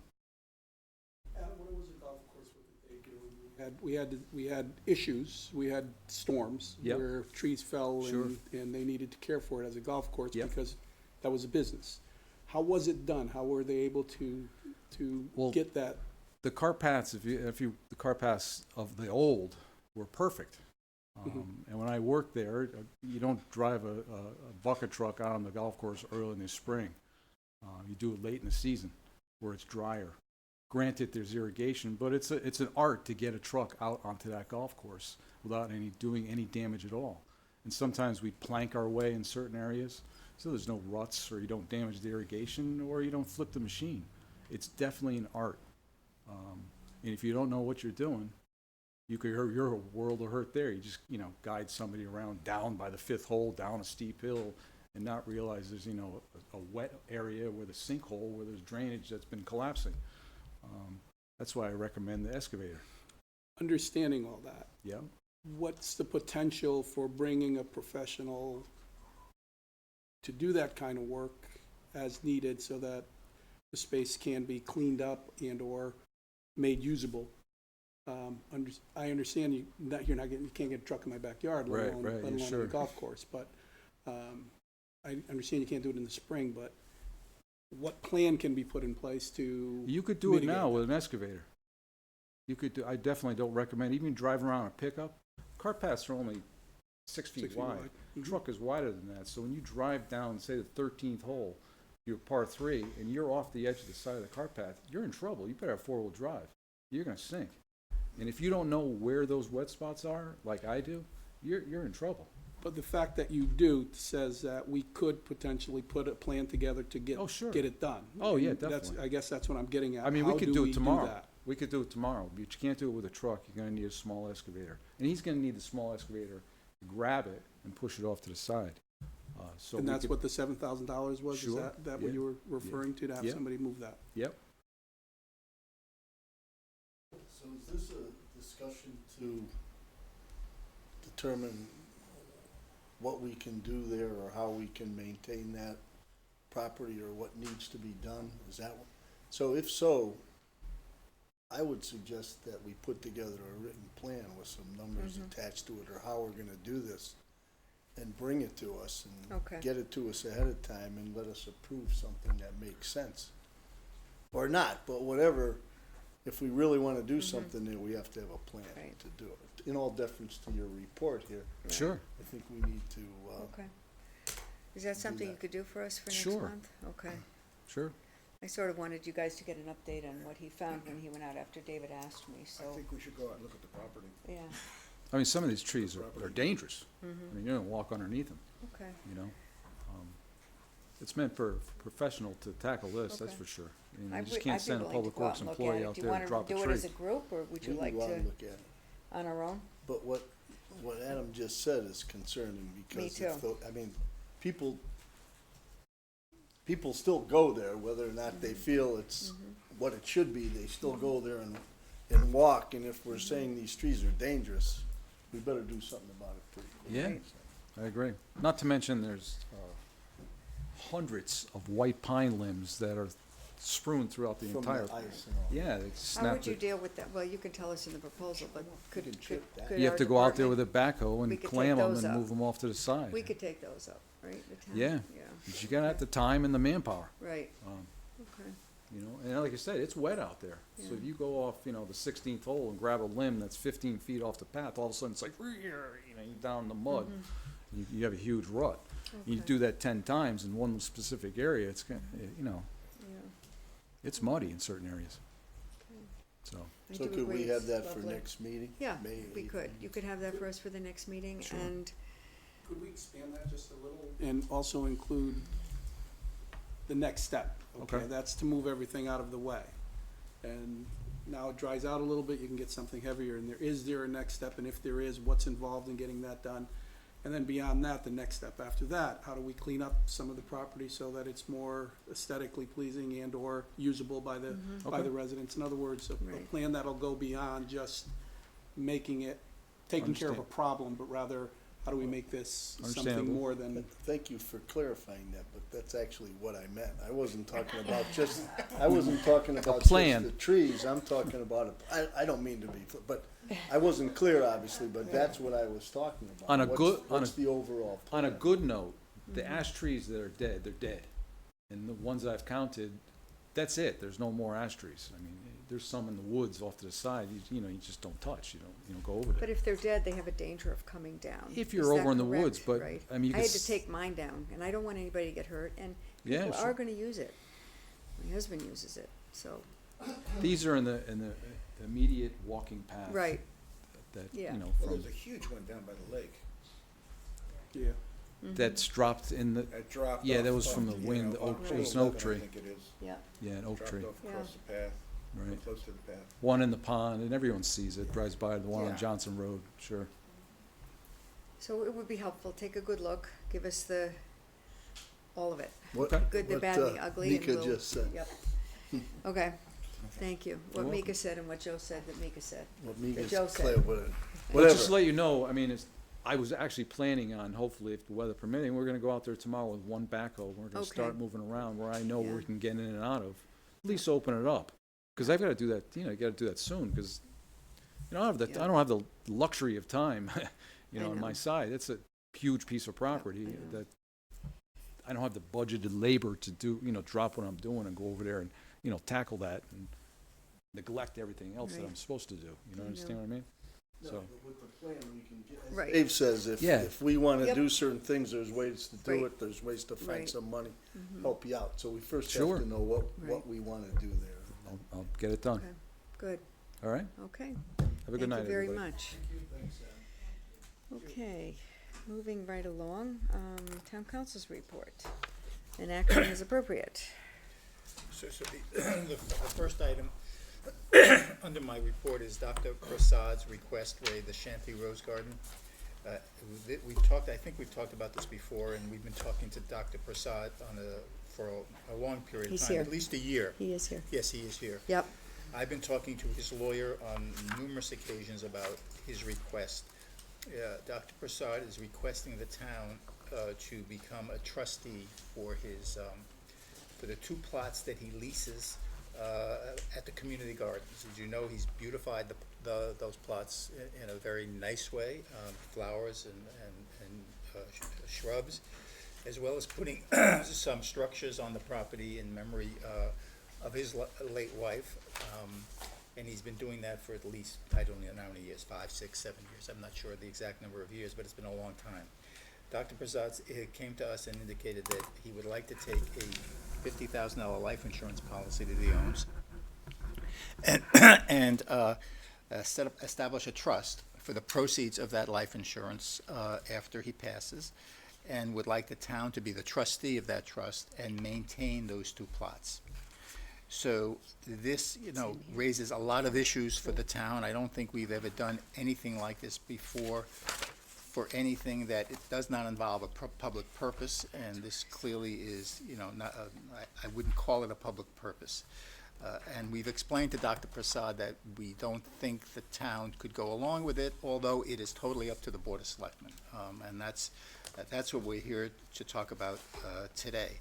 I've been trying to urge Dr. Prasad to set up his trust and to get an independent trustee to manage it, and perhaps the town and the Board of Selectmen would consider granting him a lease on an annual basis and sort of assuring him that it would be there so long as the property is maintained adequately, and we'd have to have the community gardens involved and agree to something like that, so he could be satisfied that it would remain after his passing. That's again up to the Board of Selectmen. And I know Dr. Prasad disagrees with me. I've been talking to his lawyer. We've been suggesting lots of different possibilities for trustees, landscapers, a lawyer, an accountant, anyone that would want to manage the $50,000 and try to make sure the property is maintained adequately in the way it was intended to be maintained. So I think that's an update on the circumstances involving this issue. And again, I told Dr. Prasad, I'm continuing to talk to his lawyer, by the way, and we're trying to see if we can come up with something that might be reasonable. I think hopefully I'll be able to have some other suggestions, and maybe the board has some suggestions, or maybe the board has some opinions on it. So that's my recommendation, and it's up to the board. I have a comment. I did read the correspondence. I have to say I'm a big fan of the Rose Garden. I think that our town needs more rose gardens. I think it's the most tranquil place at Fitzgerald, and I love it. And I love the fact that it's open to the public. What I did with Peace Place, as you know, the playground, and I know that on Center Road, the previous playground, those were pieces of town-owned property that a group took on and made better, improved it, and then gave to the town, basically back to own. The town owns both playgrounds. And we set up, an account so that it could be maintained. Why couldn't we do something similar with the gardens? So who maintains it? So Adam does, because it was already being maintained under the recreation, parks for the fields, the facilities, because they go there for the Alleghi soccer fields and stuff. So that's under Adam's department, but I would imagine that the Rose Garden would be under probably the parks. It certainly, that's something that could be done, but that's for a public purpose. Those are our parks and for our kids. This will Well, I be- think it's, because it's Yeah, open to the if public, it that's your does definition, that's fine. If you think you qualify, wanna do it. right? But I think there's something to, I was trying to determine, obviously, there's this issue of a trust, and, you know, that has a particular kinds of meaning sense, to me and you perhaps, that it Is doesn't it a have trust to that you Dr. set up, or you Prasad. just We did donated not. money? No. No, the town owns. So, And this, just to be clear, So now there's it's, no money that's set aside for maintenance each year on that. It's out Okay. of the No, department that- budget. so that you turned it came over to the into- town, it now right. belongs to Now the it's town, under the and the town. town Right. has to maintain it. Correct. Got The it. town already owns the property, so there's really well, nothing they to do turn here over. too. Yeah, no, I'm saying the Prasad, Right, in so this, I Dr. don't see Prasad, we the, own I the don't property. see why, if Dr. Prasad wants to fund that through a life insurance policy, the beneficiary doesn't have to be a trust, it could be the town of Woodbridge. The money could come in, we could have an account. Now, going into the future, that account either gets replenished or it doesn't, and then the town would be able to decide, well, we can't do it anymore, or we do. The real issue is, do we want to maintain that rose garden for the benefit of, not only the honor of Dr. Prasad's wife, but for the benefit of the townsfolks? Joe, I don't think we have to set up I don't think that trust is really an impediment to We that. can do it any way you want, and I think, again, I've been telling Dr. Prasad, this is a board decision, it's not my, Right. I didn't like the trust. I just want to point out that if we do that, it sets a precedent for other situations where people are going to come and say, we want the town to take care of X, Y, and Z property, and it's a little Well, bit, something that you should think about. that's Yeah, all. yeah, no, I understand that, and that would be, but that would be property that would benefit the townspeople, at least we thought it would. Yeah, and the For other- instance, we have this garden over here that Schaefer family paid for, Community garden, or through the that Gordon garden, right. family, Right, Gordon right. Schaefer. Yeah. And I don't know in the future, are they maintaining that in the future with funds? I know As they, of, I know as they of right built it, now, but, as of right now, but Right. eventually, There's, I'm, there's a limited amount of funds that are right, set and up then for it will Right. be, but it will be eventually- Adam's, Eventually, problem. those will, Or- It'll be part of what we make. so I that's would, something that I would happens. submit, what's the difference there? Well, we So have you- control over the use of public property, and we granted, use of this property, for that rose garden. Yes, Did we not? yes, Absolutely. Yes. So, Yes, we I did. mean, in the Yep. future, if somebody wants to put up a monument, we can say no. This is true too. But this is something which is Right. existing now. right, Right, and it's town-owned property. I voted to do it, cause I thought it was yeah. lovely. Right. And, Could be, was on the board at the time, and I think everybody voted, they wanted it, it was great, Right. yeah. Right, and it is, it's an asset to the town. Yes. Now, So, they how should- would you recommend this be set up if it's not a trust? Well, I think Joe has a good point. The trust gets a little cumbersome, and there's certain fiduciary obligations on a trust. I don't know if anybody ever challenged the town on that, but it would be probably better to figure out a way the money can be left to the town. I mean, we must have had testamentary bequests before. A what? Well, We did, we do, talking we to do. Jerry, he We have the, understands. we have the I mean, library. people have left money in their Yes, wills to right. the town Right. before. A It's not- couple of times. Yeah, I mean, it Right. happened, so Yep. rather than have the trust be Yeah, a the library, beneficiary, right. it could be the town. And then, I think then the only issue is, you know, how long can we maintain it with that initial fund if no other money comes in through the family or anywhere, or other means? There would have to be an understanding that, you know, we would maintain that as long as we can. Come up to the microphone, Dr. Prasad, please. Right, yeah, sure.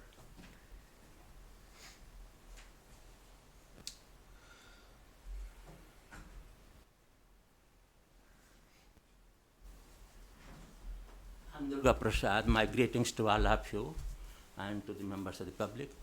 And I am here to make a very humble appeal, and I begin with that, to the board members to accept my proposals in toto from 1 to number 5, for good reasons, and I'll give all those reasons basically. But before that, I want to take some time to mention that it has been pending for almost 1 year, and we have tried, and I have, as Honorable Mr.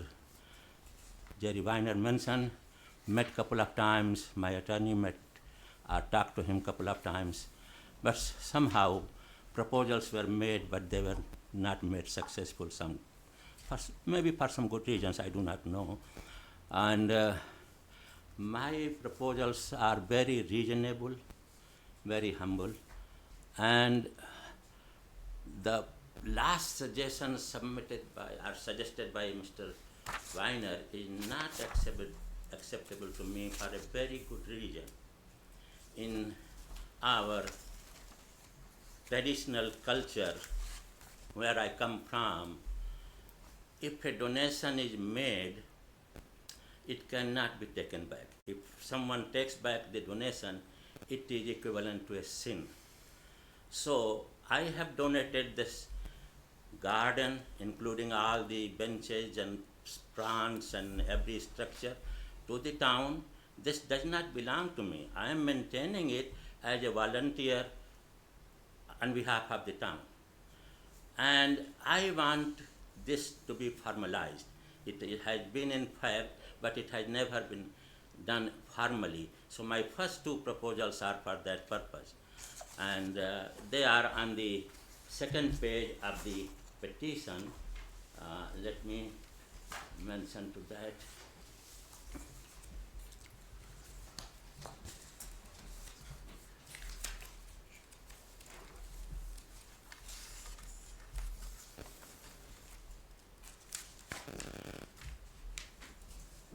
I donated the garden, and it was informally accepted also by the selectmen, first selectman at that time, and Tony was also in that meeting or in discussion, and I think Mr. Weiner might be also aware of that, but never any formality was done. So I say that let it be formally approved and accepted by the town, and here I, Durga Prasad, resident of 12 Raymond Street, Woodbridge, Connecticut, hereby donate the Shanti Rose Garden, including all the benches, tables, structures, and plants located in the community garden center of the town to the town of Woodbridge. That's my first proposal, that let it be made formal, accepted. I cannot take it back. I have donated, I cannot take it back. If town wants to abandon it, it will be abandoned, and it will be barren land again as it was before the gardening. In the first page, I have given a very brief history as to how a simple family garden became a beautiful rose garden of the town, where everybody is enjoying it and relaxing it. And also it provides a very beautiful place of meeting for the town people everywhere. So that is there. The second proposal is that since I have been maintaining it as a volunteer on behalf of the town, let town permit me to do that until my last breath. I promise to maintain it as a volunteer, pay the rent, and take care of the garden so long as I'm alive. And my other proposals are for a plan after my death. And the plan is that I create a fund with help of the town, and it is maintained by the town. And what Mr. Weiner mentioned earlier, that I want a trust for the garden. It was my first thought, which we changed. And if you see my proposal, there is no mention of any garden trust here. All I request to create a fund earmarked for the Shanti Rose Garden. That money should be used only for Shanti Rose Garden. And I will pay the initial cost of starting that fund. And right now there is no expense because I'm maintaining it on behalf of the town. But if town wants, I can give that yearly money to the town, and town can take care of it from now, rather than permitting me to maintain it. It's town's property, it's town's garden, not my garden anymore.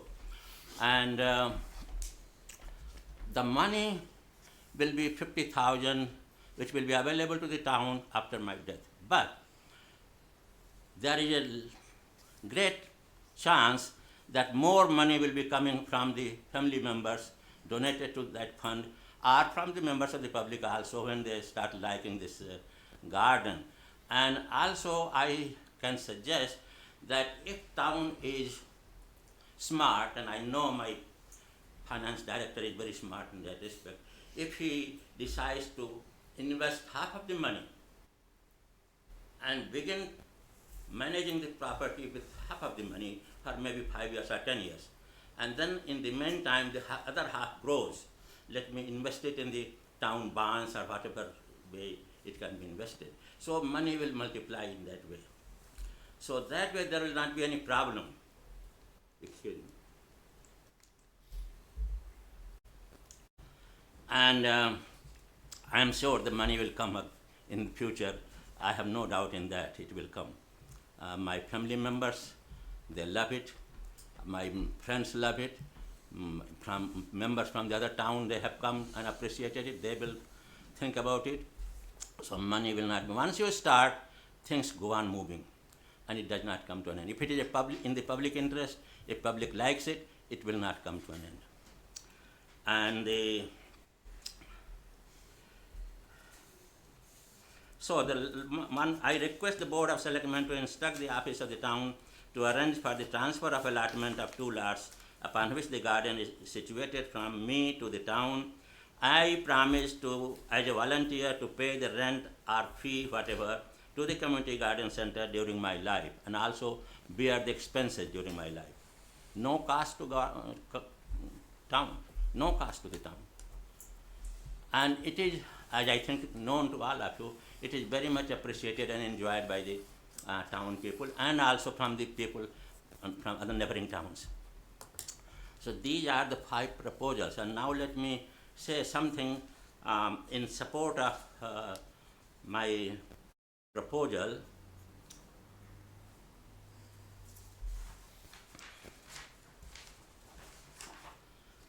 This proposal is, there is a question whether it can be done by the town or not.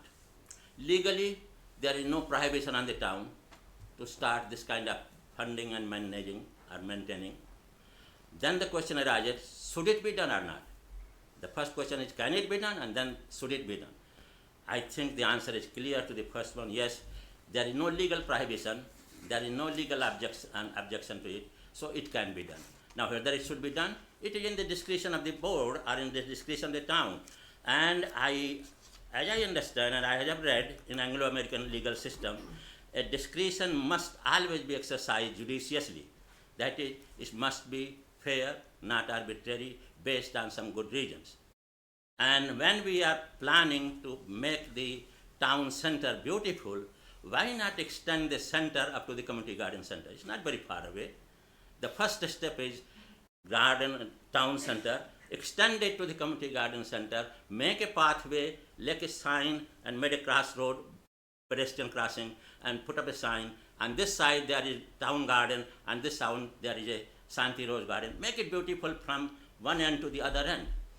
How wonderful it be, a beginning of making the town beautiful.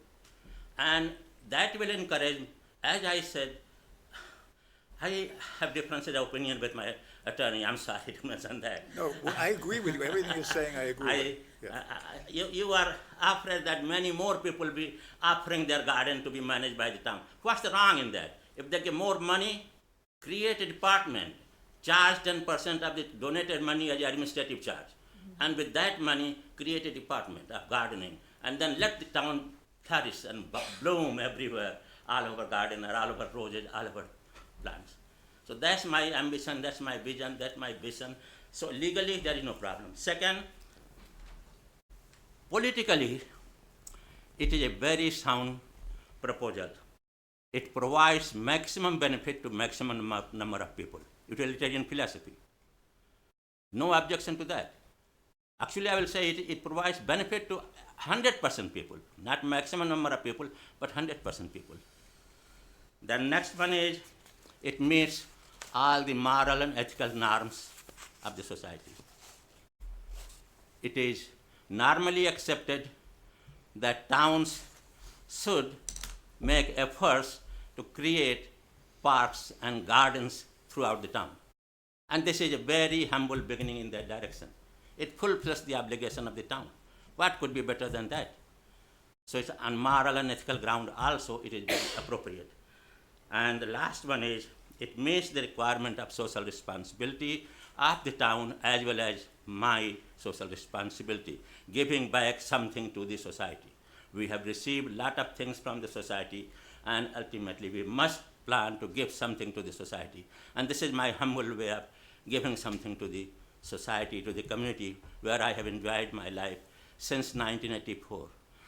And so far as Shanti Memorial is concerned, if it is bothering things, you can give another name to the garden. It can be called Woodbridge Road Garden, Woodbridge Shanti Rose Garden, Woodbridge Peace Rose Garden.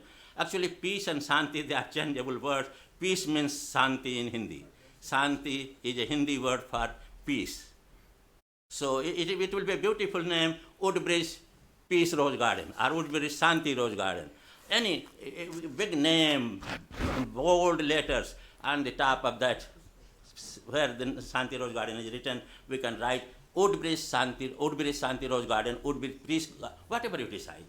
You can change the name of that garden so that it does not look like a private garden. It is a public garden. It should look like a public garden. I have no objection to that. I have no control over that. It is town's property now. It's town's garden now. So whatever you decide to do, you do. Please help me to create this fund. Please accept my proposals. Let us plan how to do it. Okay, That's my thank humble you. submission. So I think the consensus of the board perhaps may be that we can come to something that is not a trust necessarily, but I don't know, you're the lawyers. So and- one other option could Yeah. be kind of a hybrid of what you had there. Because really the issue is, how does this maintenance get funded Right. over time, right? So a nonprofit foundation, whatever you want to call it, could be set up. The doctor would have to do that, Right. and his family. He talked about his family and the money, and that's not that hard to do really. So they could set that up, fund it with the initial 50 from the life insurance policy, and then the family and friends could fund it, or the foundation could do fundraising, and then we lease it to the foundation for they set it up- $10 a year like we lease other They properties. set it up as a 501c3? Yeah, nonprofit. Cheap. Yeah, it's not hard to do really. I don't know if he would be interested in that. I don't know either. Yeah, I'm I think he's, I think you'd be Might interested in be. just about But anything he can that talk to his accomplishes your lawyer. goal, right?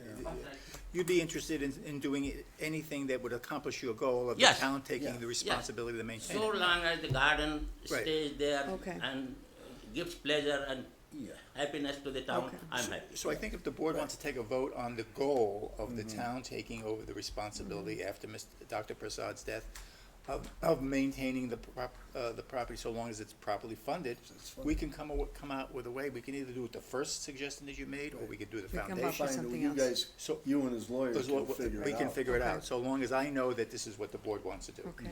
Right, and I- the foundation reason is if we do it the other way and the funds run out, we'd have to then make a decision, do we keep it or don't we keep it? I Right. think At least it will be good for 30 years or 40 years, even if the no money won't is be coming around. later on. It will give pleasure to the Right. town for 40 years at least. Okay, Good, okay. The So way I figure have, it so out. I will That's a make good that deal. motion. Okay, I'll second it. Okay. The motion is what? We're gonna take over,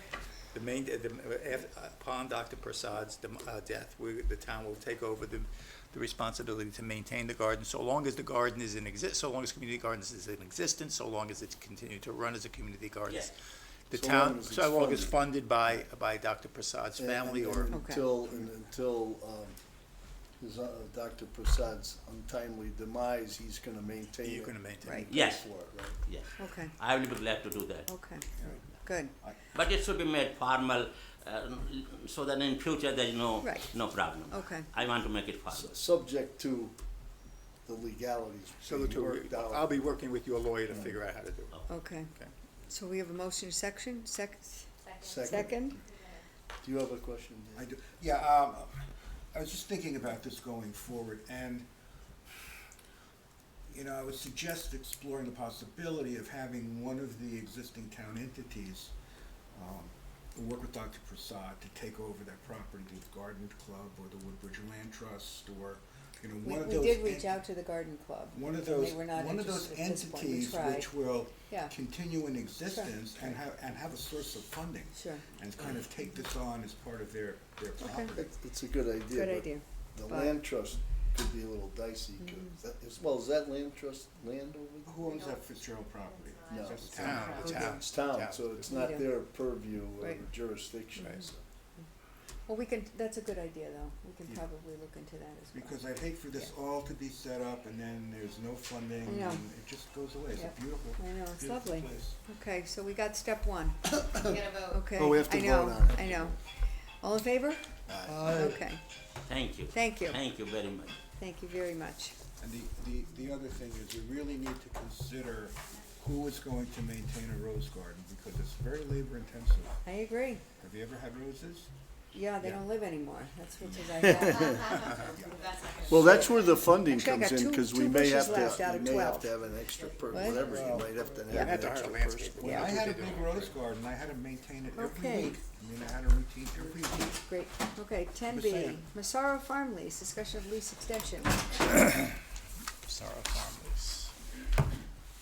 So, Thank you, Dr. Prasad. Thank you very much. Thank you. we talked about this at the last meeting, and you asked me to give you something in writing and give you a little bit more information of what the request was, and I sent, I think you received this yesterday, a memo dated April 9th about the Massaro Farm request for an extended term, and I also included a letter from Tassos Kyriakidis, who was at that time on June 8th, 2017, the president of Massaro, and he made an initial, he extended the farm's existing lease by exercising their option for 2 5-year renewal terms. Under the terms of the lease. Under the he terms can of the do that? current, well, okay, there is, and I've been raising this with the farm.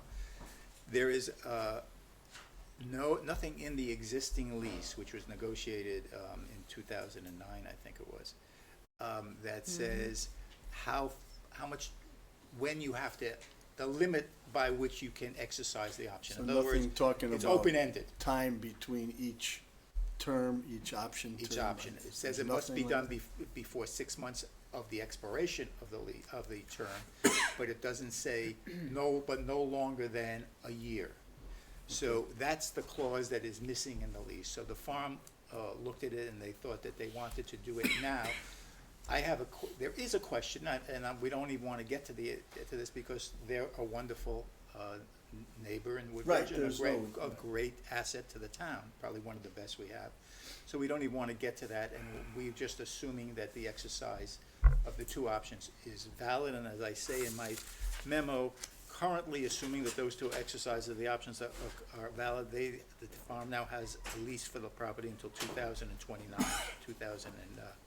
November 2029. Now, after that letter was received, Massaro and their representatives and John Gorham and the farm's attorney came to speak to us about seeing whether the town would be willing to enter into a new lease, amend the existing lease, forget about the 2 extensions that they've already exercised, but enter into a new amendment to the lease, saying the term of the original lease started in November 2019 and requested 50 years. So that means it would expire in the year 2059 with no extensions, a flat out renewal. After discussing this with John and his lawyer, they came back and they said, we would be willing to do 4 5-year term extensions. That gets the lease to 2049, which is 10 years less than their original request. And we said that we would present it to the Still a new to lease the that board. confirms the option, in other words. It's not a new, it would be an amendment to the lease, granting them 5 extensions. Well, yeah, 4 confirming, extensions. confirming the extension they already made, so there's no issue. That's with right. that, So And then we'd waive any objection to what they already did. 4 more 5s. which would go to 2029. What about this charter provision here? So, that's a good point, David, because there is an issue, and I raised that in my memo. My immediate thought was any leasing of property by the town pursuant to our charter in excess of 1 year requires a special town meeting approval. I did some research, and I talked to David Speranzini, who is he's a member of the board of Massaro, and he's also acting as their attorney. And he went back in history, because I wasn't involved when the lease was first entered in 2009, and he was, and he sent me something that was issued by the town attorney at that time, where it was his opinion that because the lease was for minimal consideration, basically no consideration, it did not fall under the requirement of a special town meeting. If you look at that. Because of the dollar amount involved, yeah. The first section in that ordinance. Yeah, I saw that. Charter ordinance. So there is an issue. I personally think it could go either way. There's a really good argument to be made that it does need, regardless of the consideration, it does need special town meeting approval, but since the town did not go to a public, special town meeting originally, when the first lease was entered into in November 2009, I think it would be reasonable for the board, if the board so desired, to say, because we waived it the first time, we're going to accept the interpretation that for this particular lease, we will not look at the consideration, that the fact that it's for now, we will not say you have to have a special town meeting. And again, it's up to the board.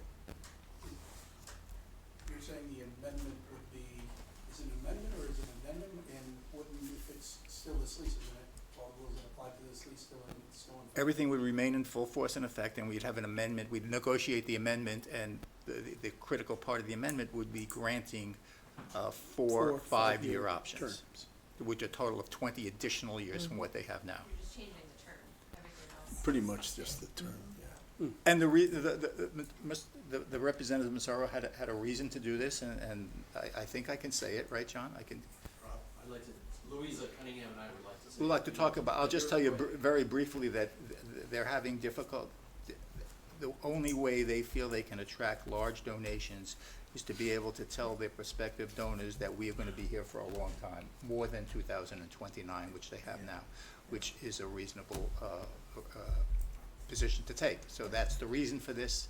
It's not that they're doing it without a reason. So that's where we stand. So I guess my question is, we are having a town meeting coming up in May for the budget, We are. aren't we? Yep. Yeah, annual town I meeting. said we are, Annual not town- we are question mark, we are. Yeah, okay, we are, Period. okay, it was that. Sorry, Yeah, in the okay, that- affirmative there. That upending, Yep. okay. Could we tack this on to that agenda? We can, we try to avoid any other issues in the town meeting, but there's no reason why we can't. We try just to have it for the budget, but we can put it on if you feel we need to. Help me understand from a legal perspective, if this is still the lease, why would there be it's not a new lease, It's an amendment to the lease. but it's an amendment to an existing lease that was already approved to not go to a town meeting.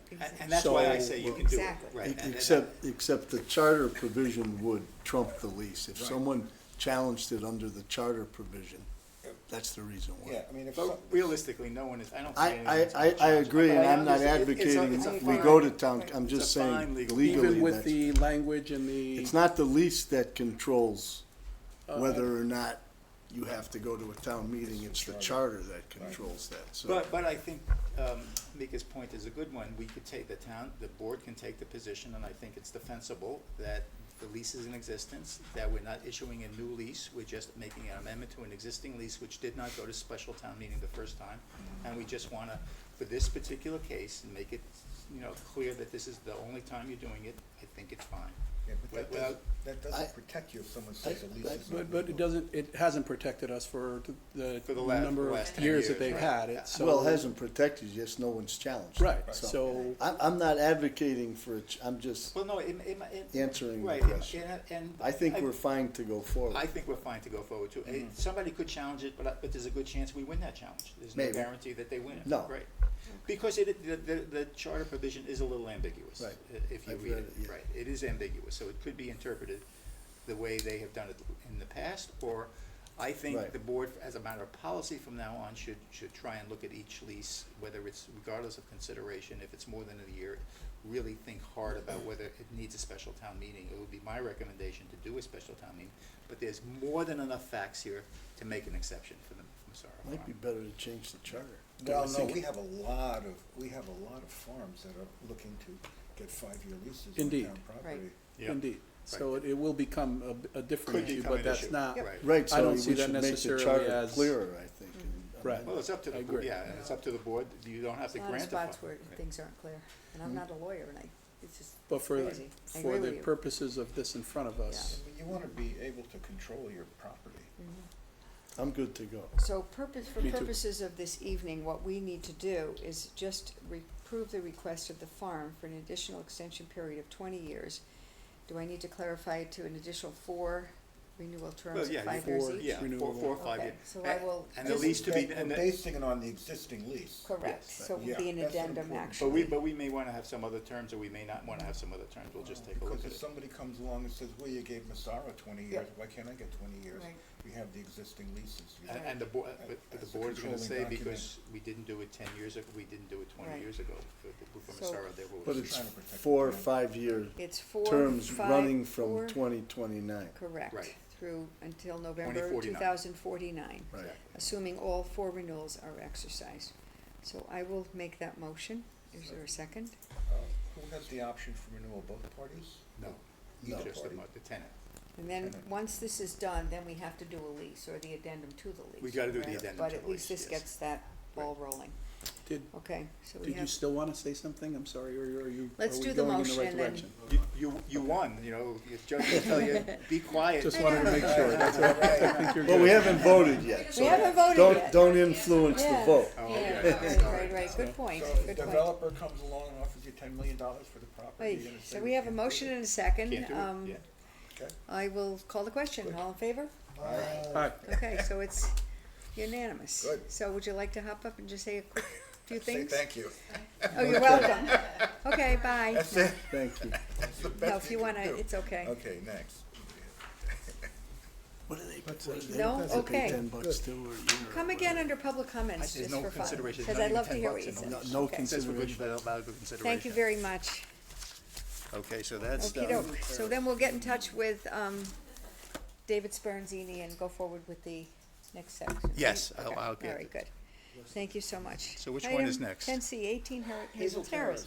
Well, you're the biggest part of this meeting. This is a lot of work today. Yeah, Thanks. you're on retainer, Jerry. We didn't authorize, we didn't authorize any other amendment. You mentioned that we may wanna change other things, but Yeah. we didn't authorize. We don't have to, I mean, we. I don't care, I'm just There's a saying couple technically things we that. do. Yes, Yeah, I'm- yeah. That's that's true, what too. I'm kinda Exactly. saying. When we get the final amendment, we'll come here for approval. Approval, Yes. okay, and you'll just point us Cool. out the other Yes, changes that you yes. make. So Why are you we're guys talking. in the ab- dark? Do you wanna put the lights on? Okay, it's up to you. So, Okay, just go bad.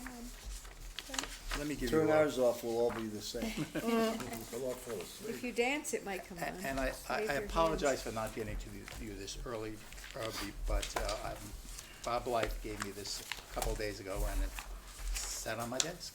So I should have gotten it out earlier, Is but it one, it's pretty easy to understand. I don't think you need a lot of time to study it. you need, You might have to share one. Is this one package or? I don't know if I made enough is copies. it one package? per- One package, yes. Okay, all right. If you can share it, You maybe. guys share, Jerry and I will, it's okay. Share, okay. So as you can see, Jim Urbano purchased some land that is It's, yep. adjacent to the yellow marked plot on this map I gave you. It's really steep land. Very steep land. So Jim, and there's a photograph attached to this of the property. So Jim, through his lawyer Bob Blythe, has been wanting to be in a position to, that little sliver of yellow on the map is overgrown with brush, fallen trees. It's very, very steep. And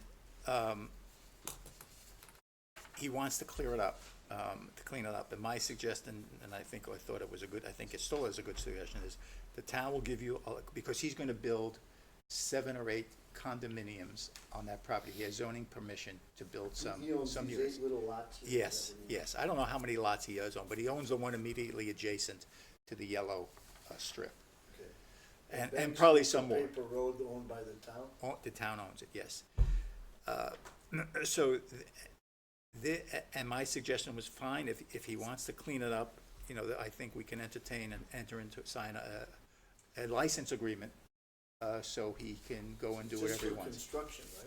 Or is this a? All he wants, perpetual lease? no, all he wants is a maintenance easement to be able to, for grading, landscaping, and maintenance of the But area. is that a perpetual easement? Perpetual, Okay, perpetual. so not to do his construction? No. But he wants an easement, which is an interest in land, obviously. We're gonna have to do an 8-24 first of all. I just wanted to have the board aware of it, and I told Bob Light that we would talk about it this time, but there's still, and then there is an issue of the land above that yellow strip is right now subject to a planning and zoning commission modification and review and some new regulations. And they're gonna be doing a new map, filing a new map, so we have I don't know at this point, and I'm not sure the You're map talking is about final. the lots up there? The land up on Bank Street, right, Sheila knows. All those little Oh, lots? it's, Chrome Elbow, right, From Melbow, right. on top. Is that a part of Right. Park or something? Yes. Park Lane, Park right. Lane, there's a paper road. Yeah. And these lots are that, so it's a very steep incline. So this, Coming down here. yeah, so this lot may have some relevance later on, it may not, but I think we're gonna need to wait until planning and zoning is supposedly acting on it in April. So should we Right, wait to Joe? that, or It's should we April. send it to an 8-24 at this Well, point? the question of whether you wanna send it to the Well, 8-24. we don't have it on the agenda to No. do that, so. I would say, my recommendation is to wait and see what happens with the zoning commission action, and then we'll bring it back at next month for an 8-24. Are they gonna send an engineer out to look at that? I mean, that's an awfully steep site. It's awfully, Jim has an Well, it's engineer. already been approved, hasn't it? For yeah. building? Yes. Building, oh, yeah. Yeah. It's already He been wants to approved. knock off all the trees. I mean, I'm just wondering what that's gonna do to the drainage from that site. Well, he has an approval, so any conditions would be on that. Well, he has an approval for he doesn't have an approval for He has this, an approval for his development. his own, but he doesn't have not approval for the this. slot. Right. his No. slots, Right, No, not for and that's what I that. think David is talking about. Yeah, Okay. right. Yeah. Right. So there's some issues that we want the building department to take a look at it as well. The other thing would be, does he want it exclusive? Yes, yes. The question is ultimately gonna come, if the map, if what the P and Z is doing is okay and doesn't affect this parcel at all, the issue is gonna be, does the board want to first entertain and give him the right to do that? Number 2, is a license adequate, or do you want to give him an easement, which is an interest in land? We give up the interest, Right, but I don't know why he needs an easement in perpetuity for grading, landscaping, and maintenance. Right. We own To that be honest land? with you, I That's can't, what- that's what I mean, I if he was- could explain it, that'd be great, Right. but I don't see it. I in think this Bob's map. answer was he wants to make sure it runs with the land and binds future owners, but I don't see why. Yeah, but why does he need all that space to grade landscape?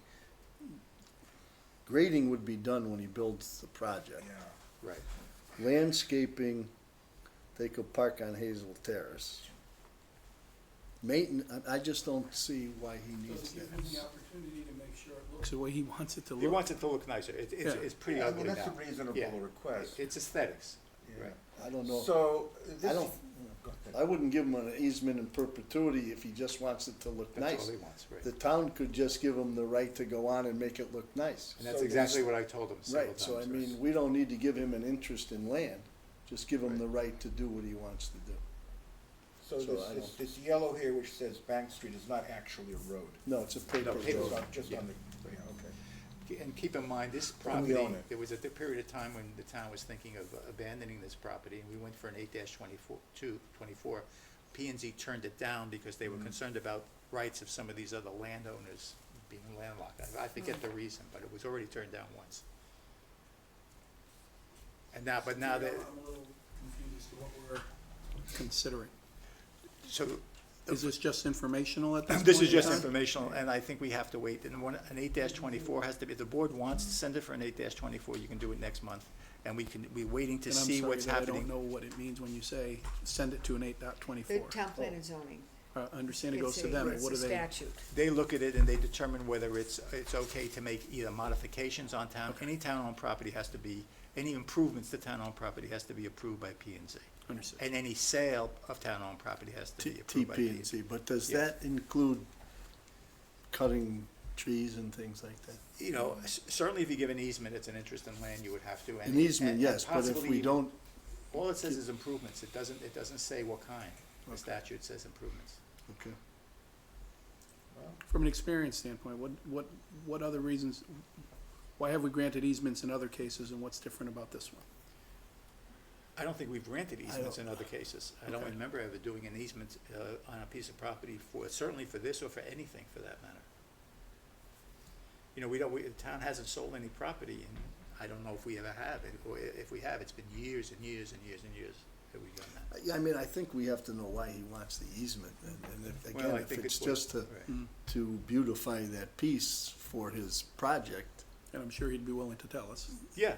Well, So- I guess the Or flip- TPZ. The flip side of it is, if we don't wanna maintain control of it, should we sell it to him? I mean, Well- an easement is like giving somebody free land. So what Yeah. would you be selling to him? Well, whatever this yellow strip is. All of Bank Street? Well, yeah, I don't know, We have to wait to that's see. not a parcel, that's not we'd have to create that piece to Well- sell to him. I don't think he's Well, I interested guess in we could- purchasing does it it have to anyway, be a- right? Or well, is does it he? have to The be a right, the parcel? right price he would do it, Yeah, I'm I sure. suppose, Yeah. okay. So what is the I own recommendation a right square now? inch on So I it think- in Scotland. I think the Every time I recommendation, buy a bottle of Glenlivet. I think the recommendation is to see what P and Z does with the property above it, that, Yeah, we're gonna wait, right? and then, Then it'll come back to us, then we'll you have, did, right, maybe we could, depending on what they decide to do, Mr. Urbano would Urbano, come yeah. and tell us, Yeah. and then we decide what we're gonna do, in And what they, 24 or? what they do may not affect this at all. Right. It may be nothing, but I don't know until we see Okay. it. I mean, this looks to me like this is some kind of walking trail. Is this part, you mentioned Crum Elbow, is this part of one of the trail systems? There are trails in that area, if you try to walk on them, it's very difficult. Yep, because Well, it's just like saying. this. Gotten a little bit lost, they're a little Yeah. overgrown. Yeah, So we have control over this, no other Yes. entity, no other entity. At Not this the Land point, Trust, not the Parks Department, okay. And who owns those lots up above? They're all built on. I think there's I don't know, I Private don't homes know. up No, there. all these lots up here are built on? I think that's Well, a you building, have- isn't that a building, Sheila, up there? You have houses up there, you have, I mean, down here, there's a. How do they get there? There's a factory there. Yeah, there is it's an office building, I think, a big How do office they building. You get can there? drive up Goodrich. you drive can- up, June Street to You can Hazel also Terrace. drive up Hazel Terrace. Yeah, You June just Street can't to drive Hazel up through Terrace here. gets you up there, and then you the stop, shopping center's here. right? Yes. So It's Hazel cul-de-sac. Terrace, Hazel and then Terrace where will- do you come yeah. into We'll up get here? you a map. You can Okay. come, well, this is Bank Street. and this Yeah, is but where that's you- a paper road, that's not an But this is improved a, road. that's not true. You can go up here, but you can go down here to, what's the street below Bank Street? Okay, well, we'll have a better We'll map figure it for out, you and, yeah. you know, get all this Whatever. going. Did we do bonding legislation yet? But you wanna do bonding You legislation? wanna hear that? Yes, thank you. Hey, this is gonna be, This is, Parking lot. this is All good right. news. Make a left turn, and then a right turn to Hazel Terrace. So that's where you This is pick it good up. news. It might be June Thank Street. so here's, if you wanna take a look at this is kind of interesting, and it shows how,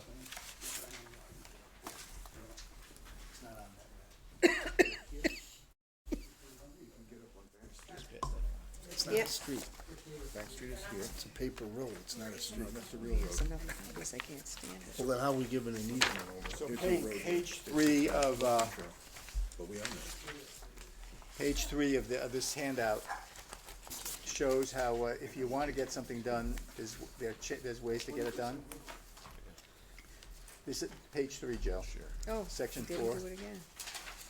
This is the law that we asked to be introduced that would give the town some relief on the obligation to refinance the notes that we have that are coming due July 1st.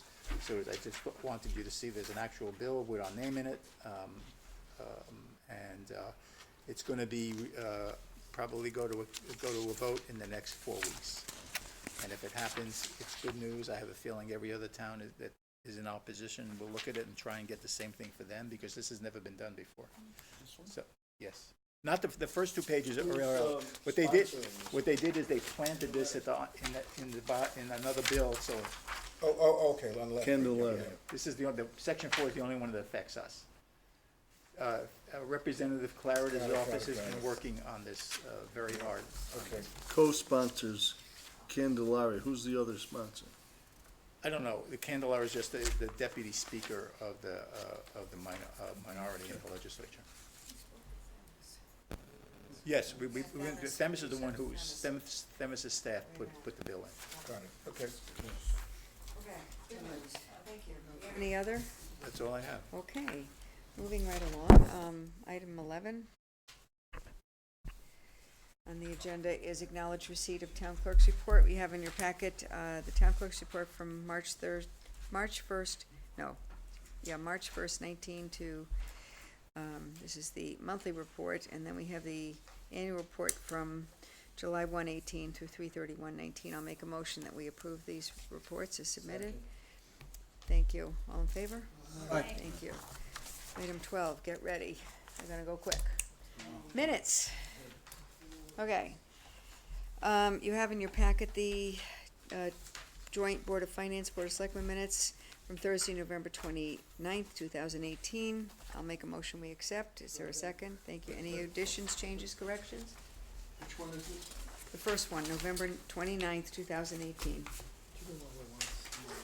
Motion and a second. Aye. Any additions, corrections, changes? Aye. All in favor? Aye. Thank you. You guys okay with those? Yep, okay, sorry. Oh, I have something I had a question. Okay, I had a question? wait a minute. We did November 29th. No, just. That's the first one we just did. Everybody okay with that one? I have a question I wanted to raise. Okay.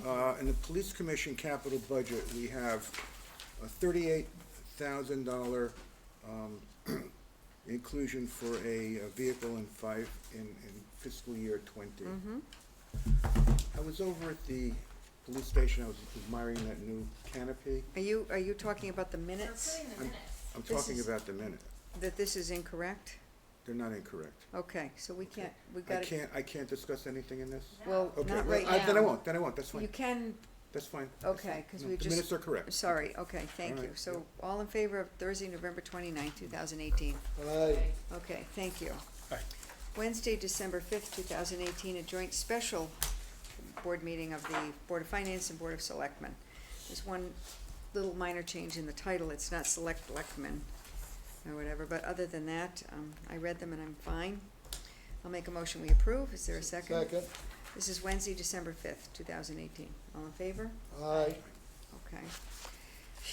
Tuesday, January 22nd, 2019, special joint Board of Finance, Board of Selectmen meeting minutes.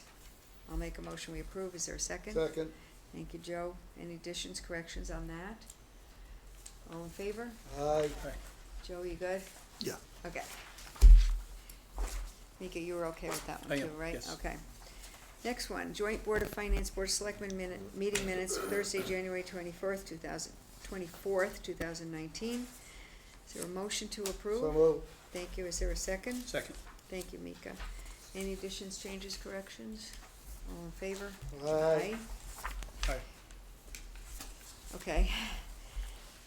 Joint Board of Finance, Board of Selectmen meeting minutes, Tuesday, January 29th, 2019. I'll make a motion we approve. Is there a second? Second. Thank you, Joe. Any additions, corrections, changes? Okay, all in favor? Aye. Thank you. Aye. Oh, we're done with those guys. Now, regular meeting of the Board of Selectmen on March 13th, 2019. I'll make a motion we approve them. Is there a second? Second. Thank you. Anybody have any additions, changes, corrections on that one? All in favor? Aye. Aye. And this is the one you're gonna abstain. Okay, thanks, Terry. And we're getting there. Last one, yay. Joint Board of Selectmen, Board of Finance, special meeting, March 27th, 2019 at 5:30. I'll make a motion we approve. Is there a second? Second. Okay, any additions, corrections, changes? All in favor? Aye. Aye. Thank you. Okay, phew. Okay. Whoa. You have in your packet, I'm just gonna read them off, and if everybody has no objection, can we just approve them all at once? Okay. Yes.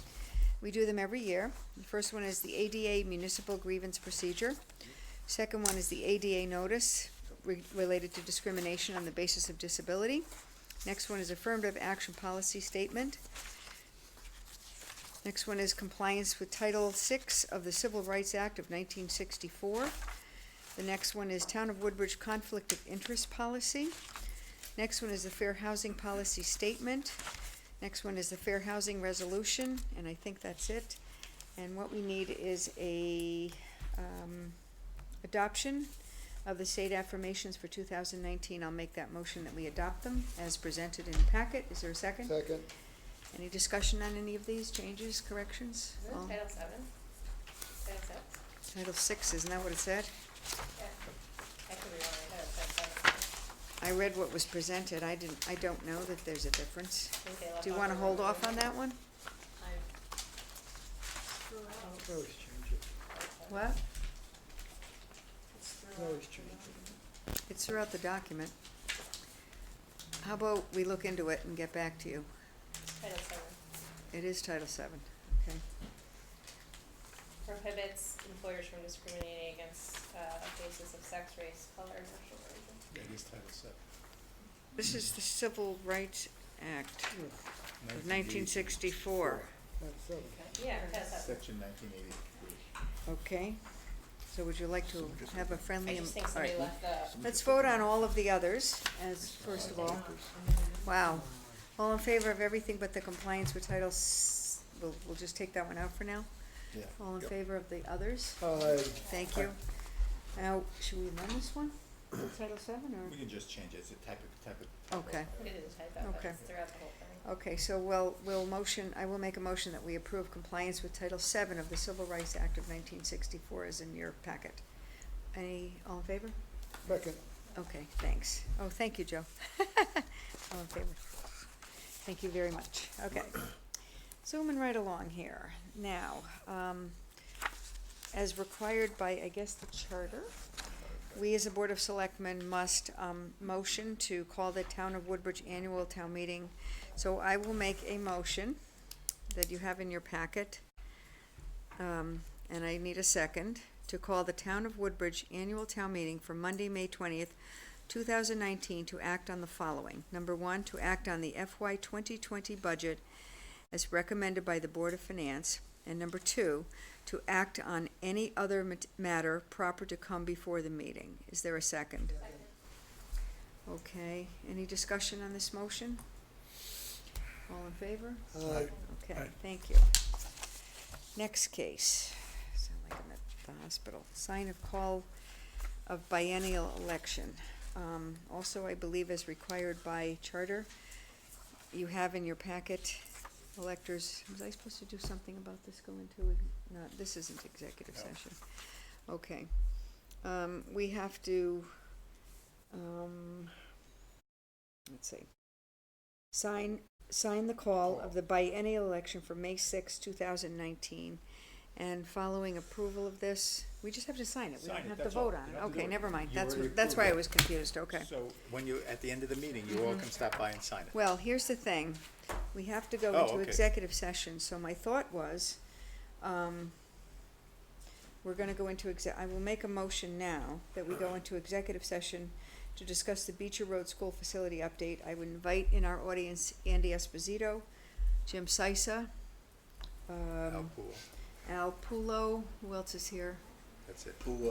And Sheila. What about Andy? as- Did you mention I him? did Andy, Yeah, I did okay. Andy first, yeah. He was in the dark. And then the members of the Board of Selectmen, is there a second, pursuant to Second. statute section 1-200, Bren 6 and B, and Tony as well. Of course you're not leaving. They just gave me this list, and they didn't mention you when I was writing them down. Of course you're not leaving. You're like my American Express card. So I would ask you now, To sign that. yeah, we're gonna pass it around. Let's do the motion and then you can What? do the motion and then recess. Right, okay, Sneak a second. right. So we're gonna do all in favor of the motion, please? Okay, thank you. Now I would ask for a very brief recess, so you guys can pack up. Our guys can come forward. Betsy can go home, and you've got the original.